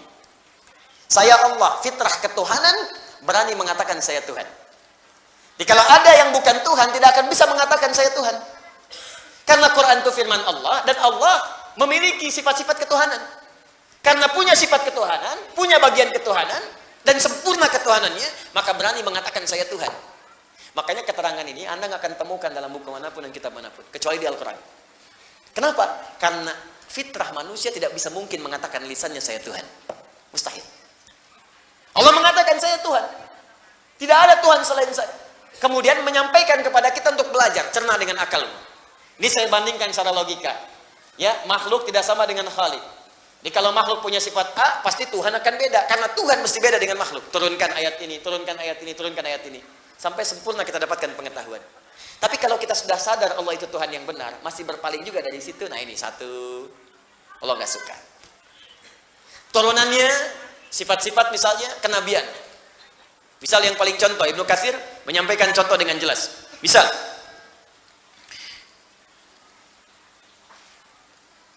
wa humul ladzina fasadat iradatuhum fa'alimul haqqa wa 'adadu anhu wa la siratal dhalin humul ladzina faqadul ilma fahum haimuna fid dhalalah. Teruskan. Wa huma tariqatal yahud. Pertama contoh di masa lalu dicontohkan seperti ini. Dan ingat ya, ini bukan spesifik pada golongan umat tertentu. Kalau bagiannya punya seperti ini, maka dia sedang dimurkai oleh Allah. Hati-hati. Contoh, kata Ibnu Katsir, tercatat dalam sejarah orang Yahudi di masa lalu. Diperkenalkan tentang tanda kenabian. Mereka tahu, karena mereka yang minta. Mereka yang minta. Buka Quran surah kedua Al-Baqarah. Ya, misalnya dari ayat 89. Tambahkan ayat 101. Ada. Walamma ja'ahum kitabun min 'indillahi musaddiqan lima ma'ahum wa kanu min qablu yastaftihuna 'ala alladziina kafaru falamma ja'ahum ma 'arafu kafaru bih. Sebelumnya mereka selalu minta kepada Allah, ya Allah turunkan rasul terakhir, turunkan rasul yang hebat, turunkan ya Allah rasul yang bisa membimbing kami. Dijawab oleh Allah. Begitu dijawab diturunkan rasul, diingkari. Turun Quran surah kedua ayat 101. Walamma ja'ahum, paling kanan sebelah bawah. Walamma ja'ahum rasulun min 'indillahi musaddiqan lima baina yadayhim nabadha fariqun minal ladzina utul kitaba kitaballahi wara'a zuhurihim ka'annahum la ya'lamun. Mereka minta di kitabnya tercatat tanda-tandanya. Nanti akan datang rasul terakhir, ya, di bagian-bagian pundaknya itu ada tanda kenabian. Kalau dia jalan awan-awan menaungi, kalau dia sakit langsung obatnya ada dalam dirinya, ada semuanya. Dan mereka tahu ketika rasul itu diutus, tahu siapa itu. Bahkan bahasa Qurannya, Quran surah kedua ayat 146. Ya, alladzina atainahumul kitaba ya'rifunahu kama ya'rifuna abna'ahum. Sungguh orang-orang yang baca di kitab itu kenal Nabi Muhammad seperti mereka mengenal anak-anak mereka sendiri. Bapak kan kenal anak bapak, kenal betul. Nggak mungkin anak saya diklaim anak bapak, saya marah. Saya kenal anak saya, nggak mungkin saya ngaku anak orang anak saya. Karena tahu betul fisiknya begini, caranya begini, dia paham betul. Semirip-miripnya anak bisa kita bedakan.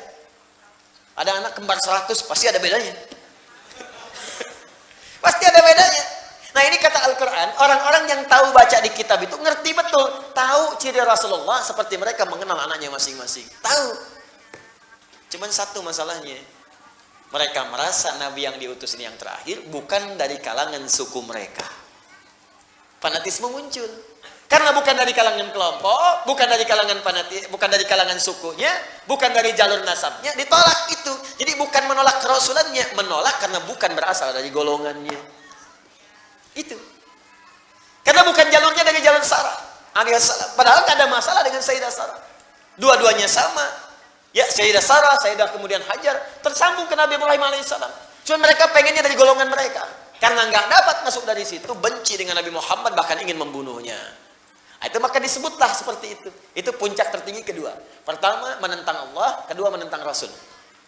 Dah tahu Nabi itu baik, Nabi itu sempurna, disoal misalnya, itu besar itu. Ya harus kembali ke jalan yang benar, kita doakan. Menentang Allah juga demikian, sudah tahu Allah Tuhan yang esa. Dia bahkan mengatakan asyhadu an la ilaha illallah wa asyhadu anna Muhammadar Rasulullah. Saya ingatkan dengan baik-baik, hati-hati dengan ini. Lantas lisannya bisa mengatakan semua agama sama, menuju pada Tuhan yang sama, cuma caranya beda-beda. Itu tingkat pertama, ghairil maghdubi alaihim. Awas, hati-hati kalau ada yang seperti itu. Kalau dalam urusan akidah saya tegas, saya gak peduli. Ya, Anda mau adu argumentasi, duduk dengan saya. Silakan kita bicara. Ya, duduk.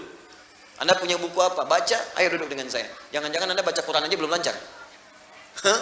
Anda bisa mengatakan semua agama sama, dalilnya ini, baca di hadapan saya. Saya pengen tahu bagaimana cara baca Anda. Ya. Itu ada sesuatu yang salah gitu. Nah, itu maghdub alaihim, sudah tahu Allah yang benar, lisannya mengatakan salah. Kita itu nggak usah diajarkan toleransi. Islam itu sudah khatam masalah toleransi. Cuma di kita ada ajaran lakum dinukum. Makanya kita hormati saudara kita sebangsa tanah air yang Kristen, ya kan? Ada hari ibadahnya kita hormati, nggak usah diganggu, jangan ganggu. Ya, nggak usah sweeping ke tempat ibadah orang lain. Ya, nggak usah, jangan lakukan karena kita punya sifat toleransi di situ. Ya, tapi juga jangan terlampau heboh ya, agama hari ibadahnya aja belum muncul, kenapa sudah pada heboh begini? Ya, kita hormati, kita toleransi, jangan sweeping, jangan ganggu, hormati mereka, mengganggu dosa kita. Tapi kalau bertanya tentang Islam, jelaskan itu keindahannya. Jelas di sini, di kita khatam di wilayah-wilayah itu, dan kita diminta untuk menjaga nilai keutuhan dalam kehidupan. Jelas? Nah, itu contoh yang mudah dan kadang membuat kita itu nggak sadar. Ternyata banyak sekali ajaran tayangan yang bisa membuat Allah murka. Dan itu mungkin yang menghambat doa-doa kita itu. Baca buku, salah buku yang dibaca, yang menjauhkan kita dari Allah. Ikut ceramah, salah ceramah, yang menjauhkan kita dari tuntunan Rasulullah. Mendengar sesuatu, salah baca, mungkin itu yang menjadikan doa itu jarang terjawab. Nggak sadar kita masuk sebuah jebakan, hati-hati, yang sebetulnya itu sudah diingatkan dari sejak dulu, cuman casingnya beda. Luarnya tidak sama, kelihatan seperti bagus tapi buruk. Itu sudah diingatkan di Quran. Buka Quran surah kedua ayat 204, paling kiri sebelah atas di mushaf. Wa minan nasi may yu'jibuka qawluhu fil hayatid dunya wa yushhidullaha ala ma fi qalbihi wa huwa aladdul khisam. Anda akan dapati di antara sementara orang yang kalau bicara kata-katanya begitu menarik. Retorikanya begitu cantik. Awas, hati-hati. May yu'jibuka qawluhu fil hayatid dunya wa yushhidullaha ala ma fi qalbi. Kadang-kadang ngutip-ngutip nama Allah, ngutip ayat dipotong, ngutip hadis dipindahkan maknanya. Tapi orang ini pandai beretorika sehingga Anda tuh nggak bisa bedakan ini mana yang benar, mana yang salah. Jadi punya kemampuan bicara kayak orang benar, padahal salah. Nah, itu kalau masuk ke kalangan orang awam macam-macam itu dianggap benar. Hati-hati, karena mereka juga belajar cara nyampaikan sesuatu. Ngafalin Quran tapi nggak tamat tapi dipotong-potong. Jadi seperti orang hebat dan gelarnya tinggi-tinggi. Makanya ketika bicara nggak ada gelarnya yang singkat-singkat, nggak ada. Pasti yang S3, paling kecil S2, ada yang profesor. Karena itu gelar digunakan untuk menyampaikan sesuatu seakan-akan punya legalitas. Padahal itu musuh yang sangat nyata kata Allah. Nih, maghdub alaih. Awas, hati-hati. Sekarang masuk kampus, masuk sekolah. Apa ibu mau? Ibu mengandung 9 bulan 10 hari, diberikan ASI sampai sempurna 2 tahun, Anda merawat berpeluh kesah, keringat macam-macam, tiba-tiba besok-besok pulang anak Anda mengatakan semua agama sama. Maghdub alaihim. Kalau satu orang dimurkai Allah masuk ke keluarga, wah, itu yang paling bahaya. Jaga dengan baik. Caranya mendoakan. Ya, jangan saling tuduh dulu, doakan. Kemudian pelan-pelan kita lawan dengan akhlak yang baik. Setelah itu tampilkan, di sana bikin status, ini bikin status. Di sana potong ayat, sempurnakan ayatnya oleh kita. Begitu caranya. Jelas ya? Sampai sadar betul dengan apa yang kemudian kita yakini. Jadi satu, ada aspek tauhid. Yang kedua, ada aspek terkait dengan nubuwah, pesan-pesan kenabian. Yang ketiga, ada muamalah. Ini yang banyak terjadi sekarang. Dan tanpa sadar itu bisa menghambat doa. Di walaupun Anda amin tiap hari 17 kali amin dalam sholat nih. Ghairil maghdubi alaihim waladdallin. Amin. Man wafaqa ta'minuhu ta'minal malaikah ghufira lahu ma taqaddama min dzambi. Siapa yang baru amin saja bersamaan dengan aminnya malaikat, maka bonusnya diampuni semua dosa-dosanya. Bonus. Tapi kenapa ampunan dosa nggak muncul? Karena tadi antara perkataan dengan perbuatan berbeda. Doa nggak dijawab, doa sulit dikabulkan karena tadi. Mungkin kalau nggak terkait aspek ketuhanan, tobat dari sekarang. Aspek kenabian, tobat dari sekarang. Apalagi nggak tanggung-tanggung, aku nabi. Nah, itu yang kita luruskan. Makanya jangan marah kalau diingatkan. Yang terakhir, ini yang paling banyak terjadi. Apa itu? Sudah tahu benar, ditinggalkan. Sudah tahu salah, dilakukan. Itu Allah nggak suka. Nih, bohong itu salah nggak? Masih dikerjakan. Oh. Baik. Tambah lagi, gosip. Gosip. Gibah. Curhat. Curcol. Ayo kumpulin tuh semua istilahnya. Singkatnya, gibah. Salah atau benar? Udah tahu salah, dibikin acara. Dinikmati, ditungguin. Ngalahin sholat. Ngalahin baca Quran. Terus cita-cita pengen masuk surga Firdaus. Cie-cie. Gimana memahaminya? Susah saya pahamnya itu. Udah tahu salah, diikutin terus pengen masuk surga. Ya doa aja, kalau doa sulit dikabulkan, cek dulu barangkali ini salah satunya. Kan kelihatan seperti sederhana kan? Coba, maaf, berselisih, salah tidak? Salah, masih ribut. Fitnah, salah tidak? Masih fitnah. Mencela, salah tidak? Masih mencela. Ya pantas kemudian hidupnya juga nggak akan tenang. Ini. Maghdub alaihim, ini skala kecil, Allah nggak suka. Kalau yang tadi yang tinggi-tinggi udah jelas itu ancamannya tinggi. Ancamannya tinggi. Ah, jadi kalau yang seperti ini biasanya pekerjaannya dua. Kalau melanggar ketentuan Allah dengan mudah itu. Pertama, awas. Ini yang diancam oleh Allah dimasukkan ke dalam neraka jahanam. Dan lebih duluan dibanding orang-orang yang tidak beriman kepada Allah. Ini duluan nih, nggak banyak orang tahu. Ini duluan masuk neraka. Dan nerakanya yang paling dalam, keraknya. Pernah bikin nasi liwet? Kalau keraknya itu yang paling gosong kan? Ini yang paling gosong nih. Paling gosong. Ya, ini ancamannya tinggi. Siapa mereka? Golongan munafiqun. Golongan munafiqun. Buka Quran surah keempat An-Nisa ayat 140. Paling kiri sebelah bawah. Wa qad nazzala 'alaikum fil kitabi an idza sami'tum ayatillahi yukfaru biha wa yustahza'u biha fala taq'udu ma'ahum hatta yakhudu fi haditsin ghairi innakum idzam mithluhum innallaha jami'ul munafiqina wal kafirina fi jahannam jami'a. Innal munafiqina fid darkil asfali minan nar. Keraknya. Telah tetap ketentuan dalam Al-Quran.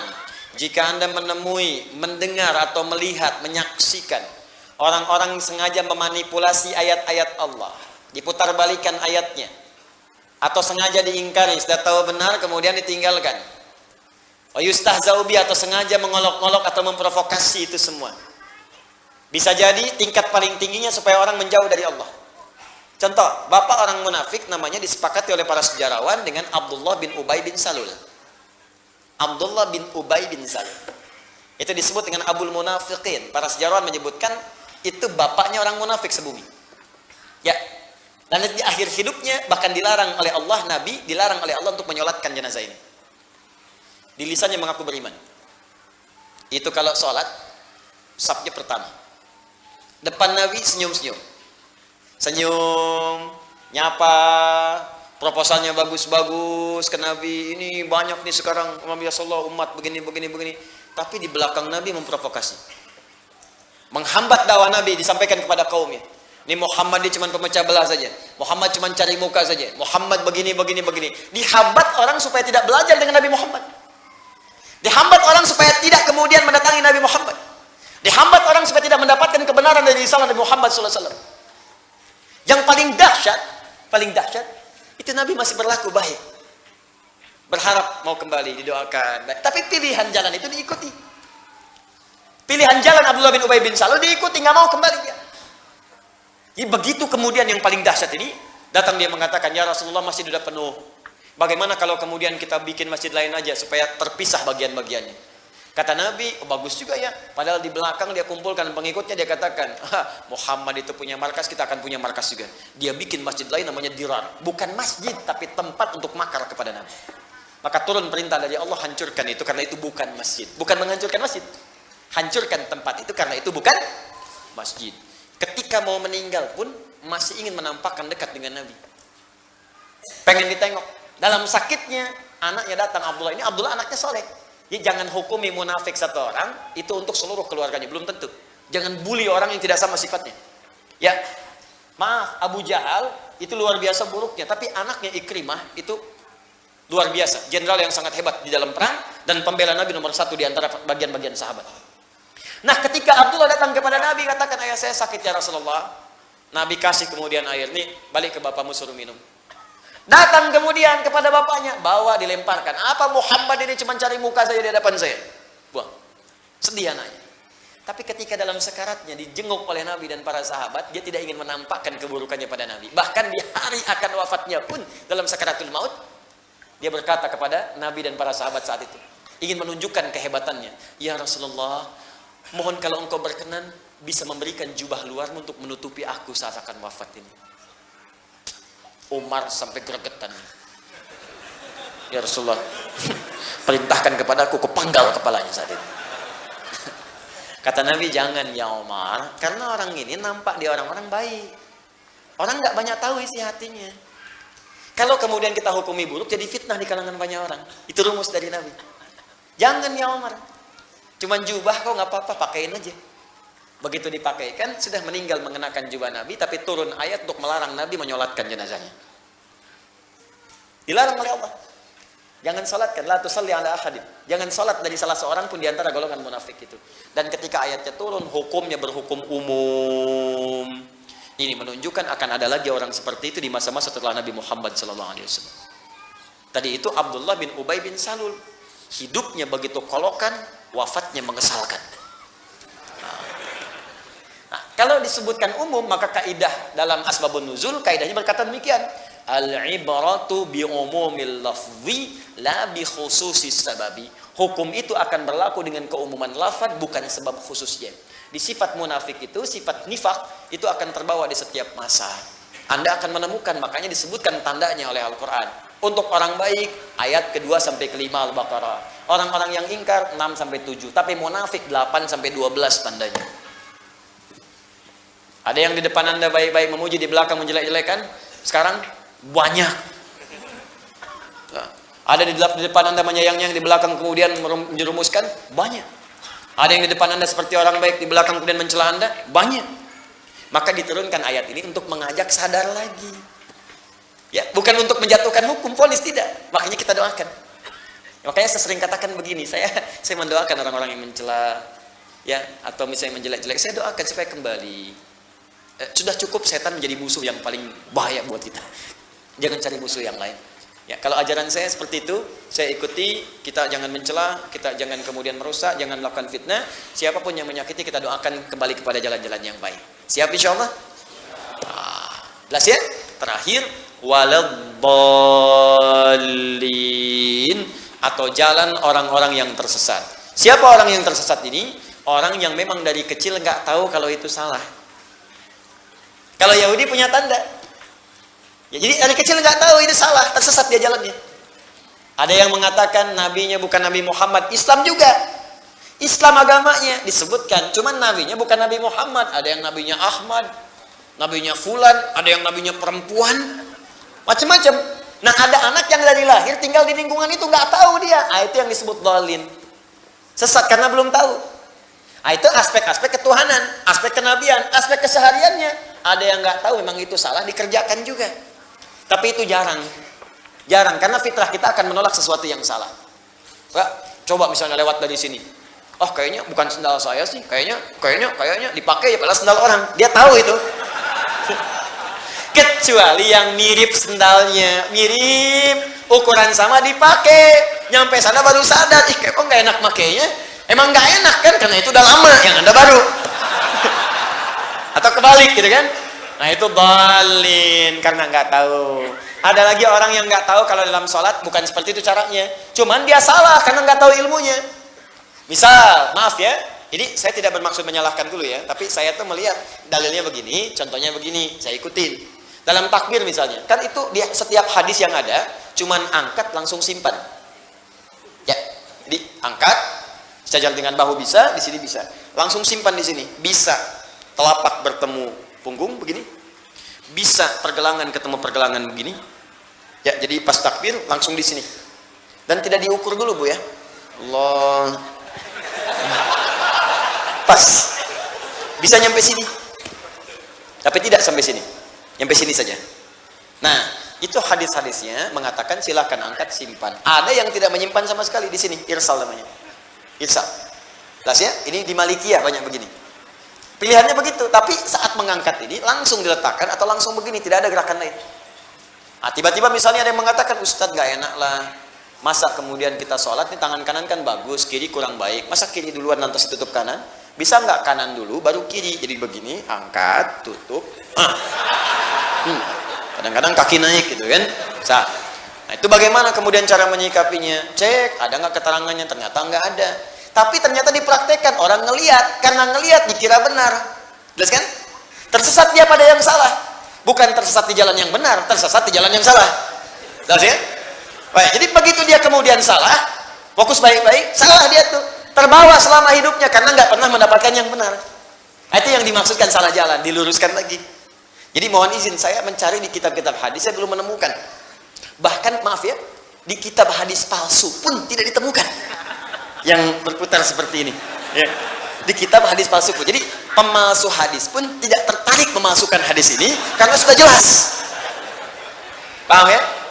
Nah, jadi kadang-kadang ada bagian tertentu yang kita nggak paham diikut-ikut, makanya turun Quran surah ke-17 ayat ke-36 supaya kita nggak tersesat. Wala taqfu ma laysa laka bihi ilmun innas sam'a wal basara wal fuada kullu ulaika kana anhu mas'ula. Ini prinsip umumnya. Kalau ada ajakan pada yang belum jelas, jangan diikutin. Ini banyak nih. Sekarang ikut saya yuk, kemana? Ikut aja, kejutan. Kalau dalam fikih Qurannya jangan. Tiba-tiba diajak ke tempat maksiat, tiba-tiba diajak ke tempat yang dilarang, tiba-tiba melihat tayangan yang tidak bagus, jangan diikuti, perjelas dulu. Kita punya kata Allah sumber-sumber pengetahuan, ada pendengaran manfaatkan, ada pandangan cek, ada akal cek dulu, supaya tidak sesat jalan. Waladhdallin. Jelas sampai sini? Baik, kalau dibawa ditarik ke dalam tauhid banyak nanti aliran-aliran dalam persepsi Islam. Ada yang tidak kenal Allah, ada yang kenal tapi sengaja dijauhkan, ada, maka masuk dalam dua golongan tadi. Kalau dalam kenabian, ada yang sesat gak tahu Nabi Muhammad, akhirnya membenci, ada kan? Di aspek kenabian karena belum kenal. Dulu di Denmark, di Belanda, ada yang mencela Nabi, bikin kartun tentang Nabi, menjelek-jelekan Nabi karena belum kenal. Bukan karena tahu menjelekkan, bukan karena belum kenal, dijelek-jelekan, bolin. Begitu dijelaskan kepadanya, datang. Saya punya kawan dari Kuwait, namanya Syekh Al-Farisi. Itu orang hebat, punya kampanye mencintai Nabi, tapi kampanyenya internasional. Jadi begitu menemukan orang yang tidak suka dengan Nabi, dia akan datangi. Pernah bertemu saya ke Jakarta, saya ketemu, kita ngobrol, bikin program mencintai Nabi, bagaimana share dengan di lain-lain tempat. Saya pernah diundang untuk dipertemukan. Jadi ada seorang yang pernah ingat, yang pernah mencela Nabi, bikin kartun tentang Nabi, pernah ingat? Ya, ada yang di Belanda, Arnold, ada yang di Denmark. Itu satu waktu oleh beliau didatangi. Cerita pada saya. Begitu didatangi, diajak makan malam. Tapi nggak pernah nyebutkan kalimat apapun. Nggak pernah nyebutkan tentang Nabi, nggak pernah apa, nggak pernah. Cuman beliau ngajak makan malam aja. Disambut, dijamu, makan malam di restoran yang paling enak, tempat yang paling mewah, dia ajak datang. Nggak pernah bicara apapun, ngobrol aja. Begitu kemudian, keluarlah kalimat dari pencela tadi kepada Nabi. Apa yang menjadikan Anda menjamu saya dengan luar biasa begini? Dari tadi Anda cuma bicara yang netral, yang baik-baik, jamu saya, semua difasilitasi. Maksudnya apa katanya? Apa yang motivasi Anda? Apa jawaban dari Syekh Al-Farisi ini? Kata beliau, inilah yang diajarkan oleh Nabi Muhammad yang Anda celah untuk memuliakan orang yang belum kita kenali. Langsung bengong, seketika tak bisa berucap. Lalu kemudian dia pamit pada saat itu meminjam referensi tentang Nabi Muhammad, dibaca dengan benar. Begitu kenal, asyhadu an la ilaha illallah, asyhadu anna Muhammad Rasulullah. Langsung diajak ke Mekah, dikasih haji, ketemu Syekh Sudes. Dilihatin sama saya foto-fotonya. Ketemu Syekh Sudes, kemudian sekarang jadi duta di negaranya untuk mengenalkan Islam dengan lebih baik. Itu yang tadinya nggak kenal menjadi kenal. Makanya ada kalimat mengatakan tak kenal maka ta'aruf. Tuh, bukan tak sayang Bu, tak kenal maka ta'aruf. Ya, karena tidak kenal itu tidak harus selalu sayang. Ibu kenal dengan suami tetangga masa sayang? Jelas ya? Tak kenal maka tak. Aduh, maka kita berlindung kepada Allah, ya Allah, jauhkan saya dari punya sifat-sifat sudah tahu benar tapi saya tinggalkan. Sudah tahu salah saya kerjakan. Minta perlindungan setiap hari 17 kali. Tapi karena nggak dibaca dalam hati, maksudnya hatinya nggak ikut, cuman di lisan, jadi gersang. Makanya hatinya nggak terobati. Karena hati nggak terobati, walaupun sholat 17 kali baca Al-Fatihah setiap hari, nggak ada pengaruhnya. Ada yang gibah aja, ada yang baru selesai sholat udah ngomongin imamnya. Gara-gara imam nih bacaan kepanjangan. Setelah saya pulang, baru selesai sholat. Ada yang kajian udah ngobrolin ustadznya, macam-macam. Padahal sedang berbuat yang baik, tapi saat bersamaan mengerjakan yang salah. Saya cuma mau tanya, sudah berapa banyak Anda membaca ghairil maghdubi alaihim waladdallin setiap hari sampai dengan malam ini? Dari sejak usia kita. Pertanyaannya, dari setiap ratusan ribu bacaan yang kita bacakan, berapa banyak yang diamalkan di situ? Jangan-jangan kita nuduh orang, ternyata telunjuk itu menunjuk kita sendiri. Bukankah saat satu menunjuk yang lain, empatnya kembali kepada kita? Hah? Coba dicek lagi. Awas hati-hati, waladdallin, atau banyak yang nggak tahunya selama ini. Sehingga banyak salahnya. Salat nggak tahu yang dibaca, ruku yang nggak tahu yang diungkapkan, mau sampai kapan? Itu skala kecilnya. Skala kecilnya. Maka dari itu, kalau orang benar Al-Fatihahnya, meninggalkan segala yang dilarang oleh Allah, mengerjakan segala yang diperintahkan, punya model kehidupan yang jelas, maka apapun yang dia minta, Allah akan segera menjawabnya. Karena itulah ditutup dengan kalimat amin, yang diartikan istajib ya Allah, mohon jawab doa-doa kami. 17 kali dalam sehari. Itulah yang dimaksudkan dalam kalimat siratal ladzina an'amta 'alaihim ghairil maghdubi 'alaihim waladdallin. Tinggal kita praktekkan. Ya. Tinggal kita bawa dalam kehidupan. Nanti insya Allah, ini saya anggap selesai bahasan ini. Tinggal kita masuk ke dalam masalah fiqih Al-Fatihah. Sudah saya siapkan kitabnya. Nanti kemudian juga nanti saya coba akan foto ini yang saya bahas. Nanti di-share di media sosial kami. Supaya masuk ke handphone Anda. Jadi saat ta'lim begini, Anda bisa buka handphone. Sekarang rubah dari bikin status, melihat materi kajian. Ya. Lihat, bacakan. Atau nanti kita copy, jadi Anda pegang. Saya insya Allah kasih yang asli. Asli, masih asli nih, bahasa Arab nih, gak ada terjemahan. Tuh. Nah. Maksud saya, kita sekalian belajar, jadi tahu cara bacanya, mengerti memahaminya, tinggal buka handphone Anda, buka tuh. Tapi kan saya Nokia 3315 Ustaz, gak ada masalah. Buka handphonenya, tempel kertasnya di situ. Kan bisa juga. Ya. Nanti begitu dibaca, prakteknya gampang, tandai, kasih harokat. Besok ajarkan lagi pada anak keturunan kita. Dan kita sudah paham khatam tuh, begitu anak dewasa kita ajarkan pelan-pelan. Nah, buka halaman 17, paling kanan sebelah atas. Luar biasa. Begitu dibuka, kok kosong mah? Oh iya, lupa bukan yang itu. Indah bahasan. Jelas ya? Jadi pelan-pelan. Sepakat insya Allah? Sepakat ya. Nanti yang ini saya coba bikin pelan-pelan intisarinya supaya kita bisa praktekkan. Nanti saya buatkan tabel. Insya Allah, doakan ya. Doakan. Saya buatkan tabel. Dari tabel itu nanti kita pelan-pelan untuk jalankan. Yang kedua, saya ingin umumkan begini. Insya Allah, kita baru saja rapat dengan tim di beberapa tempat untuk berusaha semampu kita sebelum wafat, nah insya Allah, untuk bisa menghadirkan dan membumikan nilai-nilai Al-Quran dalam kehidupan. Ya, kita ingin umat Islam itu tidak buta Al-Quran. Kita ingin kita bisa baca Quran, belajar mengamalkan Quran, dan pulang kepada Allah sebagai ahli Quran.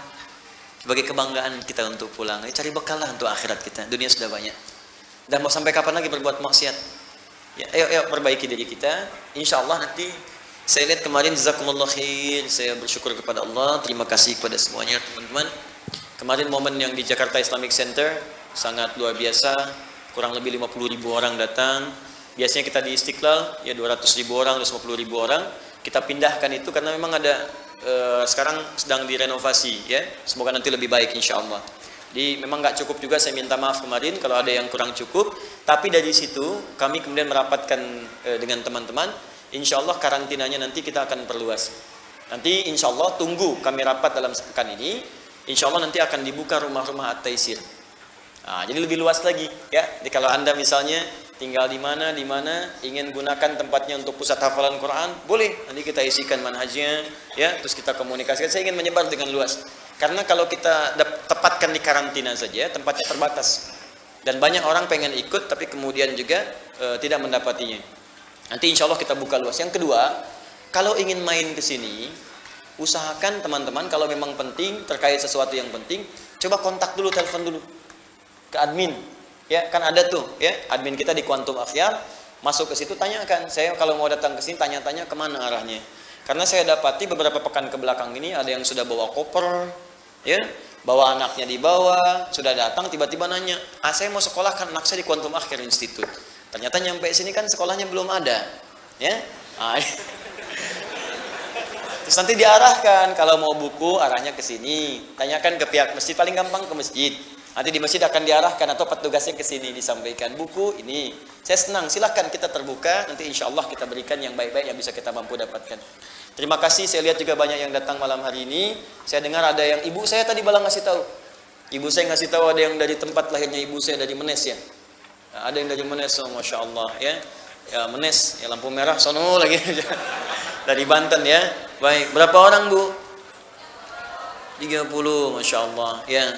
Semoga lancar insya Allah ya, baik di jalan, dan saya insya Allah memuliakan sebaik yang saya bisa sepanjang insya Allah ibu saya lahir di sana, dan saya akan memuliakan siapapun yang ibu saya sampaikan. Insya Allah nanti saya coba siapkan ibu pergantian untuk transportasinya, disampaikan pada staf saya berapa biayanya ibu sewa kendaraan ke sini. Nanti insya Allah saya akan ganti. Kemudian malam ini saya mintakan staf saya untuk menyiapkan paket at-taisir ibu untuk pulang. Jadi nanti insya Allah masing-masing dapat satu. Ya, satu paket ya, satu paket isinya nanti ada 2 buku dan 1 mushaf insyaallah. Kemudian yang dari ada yang lebih jauh lagi dari Menes? Lebih jauh lagi dari mana yang datang paling jauh? Boleh angkat tangan.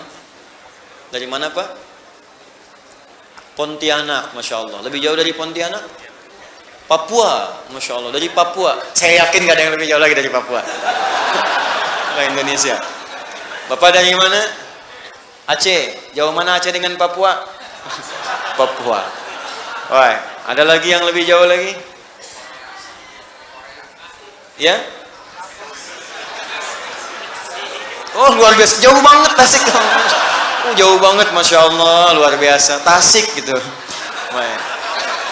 Oh, Korea, dari Korea. Baik, ada yang dari Korea, masya Allah. Ya Bu? Hah? Iya dari Korea, betul, Korea Selatan. Dari Korea ya, ada yang dari Korea. Boleh angkat tangan? Oh, baik, masya Allah, dari Korea ya. Ada yang lebih jauh dari Korea? Tidak ada lagi. Baik, semuanya saya berharap mudah-mudahan diterima oleh Allah Subhanahu Wa Taala amalannya, amal solehnya. Lalu kalau ada mau pulang, ada apa-apa, coba ditanyakan pada admin kami. Tanyakan, kalau ada yang bisa dibantu, insya Allah nanti bisa dibantukan. Jadi selesai tuntas kalau pulang tuh. Ustaz saya mau tanya mushaf, kalau kami ada kami berikan insya Allah. Ya, Ustaz saya pengen buku, ada, kalau ada wakaf kami berikan. Kalau harus infak mungkin itu ada yang bisa berbagi. Tapi kalau nggak ada infak bilang aja, nanti kita carikan solusinya. Ya, biasanya saya udah ada, alhamdulillah. Tidak, kita sama-sama. Itu buku paket at-taisir yang dijual, yang sekarang terbeber, saya tidak mengambil spesial kue. Itu semua akan dikumpulkan untuk bangun Islamic Center. Ya, untuk teman-teman tuh, paket-paket at-taisir yang ada sekarang. Kami baru cetak mushaf 10.000 eksemplar al-akhir. Kami kirim ke Bali 4.000. Ada yang kita kirim ke tentara, ada yang kita kirim ke pegawai macam-macam, supaya semua itu senang dengan Al-Quran. Ya, dan kita mencoba yang terbaik yang saya mampu. Tapi kalau teman-teman ada persoalan, tidak harus langsung ke saya juga. Mungkin ada ustaz-ustaz lain yang dekat, ada basnas, ada macam-macam. Insya Allah diringankan oleh Allah Subhanahu Wa Taala. Ya, kita sama-sama jadi keluarga yang baik, dan ini akan menjadi taklim yang terakhir saya di masjid ini untuk tahun ini. Ya, jadi kita libur setahun nih ya, setahun. Kita ketemu lagi tahun depan, insya Allah. Jadi kita ketemu tahun depan. Saya minta maaf, ini mungkin yang terakhir saya sampaikan di sini. Tapi nanti, diam dulu sebentar. Nanti saya gunakan sisa-sisa waktunya untuk menjawab pertanyaan-pertanyaan online. Termasuk juga saya akan tersambung nanti dengan beberapa tempat, baik dekat ataupun jauh, dengan izin Allah Subhanahu Wa Taala. Terakhir, saya minta maaf, tentunya banyak kesalahan yang saya kumpulkan. Semoga Bapak Ibu berkenan memaafkan. dan mudah-mudahan kita diampuni oleh Allah Subhanahu wa taala. Kita akhiri, Allahumma taqabbal minna innaka antas samiul alim wa tub alaina innaka antat tawwabur rahim. Allahumma 'allimna ma yanfa'una wa dhakkirna ma nasina, faqihna fid din wa 'allimna ta'wil, waffiqna lin'amala ma ta'allamna bih. Allahumma ya Allah, mohon terima seluruh amalan kami. Allahumma bimbing kami untuk mengamalkan apa yang telah kami pelajari. Ingatkan kami dikala kami lupa ya Arhamar Rahimin. Bimbing kami untuk mengamalkan apa yang telah kami pahami dalam kehidupan kami ya Arhamar Rahimin. La tada'lana fi maqamina hadha wa fi kulli maqamin dhanban illa ghafartah. Ya Allah, kami mohon jika ada di tempat ini para pendosa yang pernah hadir di sini, maka mohon jangan biarkan dia pulang sebelum Kau ampuni segala dosa-dosanya. Allahumma wala hamman illa farajtah. Jika ada yang tengah gelisah, mohon tenangkan hatinya sebelum ia kembali ya Rabbal Alamin. Allahumma wala dainan illa qadaitah. Jika ada yang terlilit oleh utang piutang dalam hidupnya, maka mohon dengan segala kemuliaan amalnya ya Allah, berikan rizki kepadanya untuk bisa melunasi utang-utangnya. Allahumma wala maridan illa syafaitah. Jika ada yang sakit di antara kami, mohon ya Allah angkat dan sembuhkan segala penyakitnya. Allahumma ya Allah, ihdinas siratal mustaqim, siratal ladzina an'amta 'alaihim ghairil maghdubi 'alaihim waladdallin. Ya Allah, bimbing kami untuk mendekat kepadamu. Berikan kami ya Allah pengetahuan yang luas untuk mengamalkan ajaran agama-agama Islam dengan baik. Ya Allah, berikan solusi pada setiap masalah kami. Ringankan kehidupan kami, mudahkan rezeki kami. Ya Allah, jauhkan kami dari sifat-sifat yang Engkau murkai. Jauhkan kami dari segala hal yang bisa menjauhkan kami darimu ya Rabbal Alamin. Allahumma ja'al baqiyata hayatina ya Allah hayatan thayyibah fi kulli akhiris sana. Ya Allah, mohon jadikan sisa hidup kami lebih baik daripada sebelumnya. Jauhkan kami dari sifat hura-hura di penghujung tahun ya Rabbal Alamin. Bimbing kami untuk mengisi hari-hari kami, awal tahun, tengah tahun, akhir tahun dengan segala ketaatan yang Kau ridai. Allahumma waj'al ya Allah fi akhir hayatina husnul khatimah. Dan mohon jadikan ya Allah setiap akhir kehidupan kami sebelum kembali kepadamu husnul khatimah. Allahumma rabbana atina fid dunya hasanah fil akhirati hasanah wa qina adzabannar. Ya Allah, anugerahkan segala kemuliaan di dunia yang mampu kami dapatkan dan kebaikan di akhirat yang mampu kami raih, dan jauhkan kami dari segala hal yang dapat mengundang murka dan neraka-Mu. Bi fadlika subhana rabbika rabbil izzati amma yasifun wa akhiru da'wana subhanakallahumma wa bihamdika asyhadu an la ilaha illa anta astaghfiruka wa atubu ilaik wa akhiru da'wana alhamdulillahi rabbil alamin. Sebelum saya akhiri dengan salam, saya ingin sampaikan laporan. Alhamdulillah, laporan pertama terkait dengan pengumpulan donasi untuk akuisisi lahan Islamic Center telah terkumpul, terakhir saya lihat 5,6 miliar. Ya, alhamdulillah, tapi yang kita butuhkan 60 miliar. Karena memang lahannya agak istimewa, jadi kami pilih yang nggak terlalu jauh, tapi juga nggak terlalu mahal, dekat-dekat ke kota tengah-tengah. Di tempatnya di Bandung, insya Allah begitu keluar tol bisa dijangkau cuma 5 menit dari situ. Kami harus cari tempat yang agak bagus, tuh harga tanahnya 1 meternya 600.000. Jadi kita coba maksimalkan. Nah, saya ingin sampaikan sudah kita mulai proses. Insya Allah dalam pekan-pekan ini akan bertahap akuisisi. Di targetnya tahun ini 1 hektar kita dapatkan, tahun depan mulai bangun. Di tahun depan kita mulai bangun masjid, pesantren, laboratorium Quran. Jadi mungkin ada taklim juga di sana nanti dengan kapasitas kurang lebih ada 10.000 orang ya untuk bagian dasarnya dengan izin Allah Subhanahu wa taala. Ini tetap, jangan khawatir yang di Alisan, jadwal tetap berlangsung ya insyaallah dengan izin Allah Subhanahu wa taala ya. Jadi saya mohon izin untuk saya gunakan dengan tim. Jadi bukan saya, ada tim. Kemudian itu kita ada audit ya. Jadi kita punya auditor independen, ada konsultan, dan kita taati semua hukum. Ada semuanya. Jadi di audit ada yang jelas, semuanya terukur, dan itu kita mulai gunakan tim. Jadi sudah mulai dipakai Bapak Ibu. Nanti ada tim yang akan kelola, bendaharanya khusus, diaudit dan dilaporkan insya Allah supaya diketahui. Kalau sudah jadi wakaf untuk umat Islam, saya sudah siapkan murid-murid saya juga. Nanti ketika kembali, insya Allah mereka akan mengisi. Kalau saya meninggal sudah ada yang meneruskan dengan izin Allah Subhanahu wa taala. Jadi mohon nanti itu dana sudah akan digunakan, timnya sudah siap. Digunakan nanti ada yang untuk akuisisi, untuk menyiapkan anak-anak, untuk yang macam-macam. Yang penting ada keberkahan yang kita insya Allah akan laporkan. 2, terakhir, di pekan ini akan dibuka insya Allah untuk PKU, Pendidikan Kader Ulama. Selama sepekan akan diseleksi. Sudah ada 4 yang kami terima. Nanti akan kami buka se-Indonesia. Itu langsung saya yang didik. Ya, saya langsung didik, saya tempatkan di tempat yang khusus. Itu akan dibina. Kalau nanti masih bisa untuk kuliah, insya Allah usianya cukup, kami akan kirimkan seperti angkatan 1 dan 2 kami kirimkan ke luar negeri untuk belajar. Ada yang di Madinah, ada yang di Kairo, di Al-Azhar, ada yang di Sudan, ada yang di Istanbul. Tapi nanti akan tinggal dulu dengan saya di sini. Mungkin yang baru ini angkatan ketiga akan ada ikhwan dan akhwat.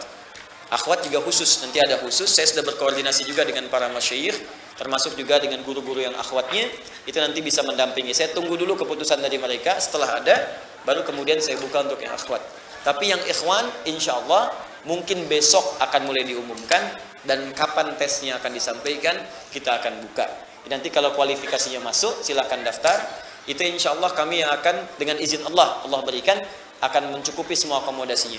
Nanti tinggalnya, makannya, kebutuhannya nanti kami yang akan penuhi dengan izin Allah Subhanahu wa taala. Anda tinggal datang belajar saja. Kalau nggak serius saya pulangkan lagi. Ya. Baik, terima kasih. Assalamualaikum warahmatullahi wabarakatuh.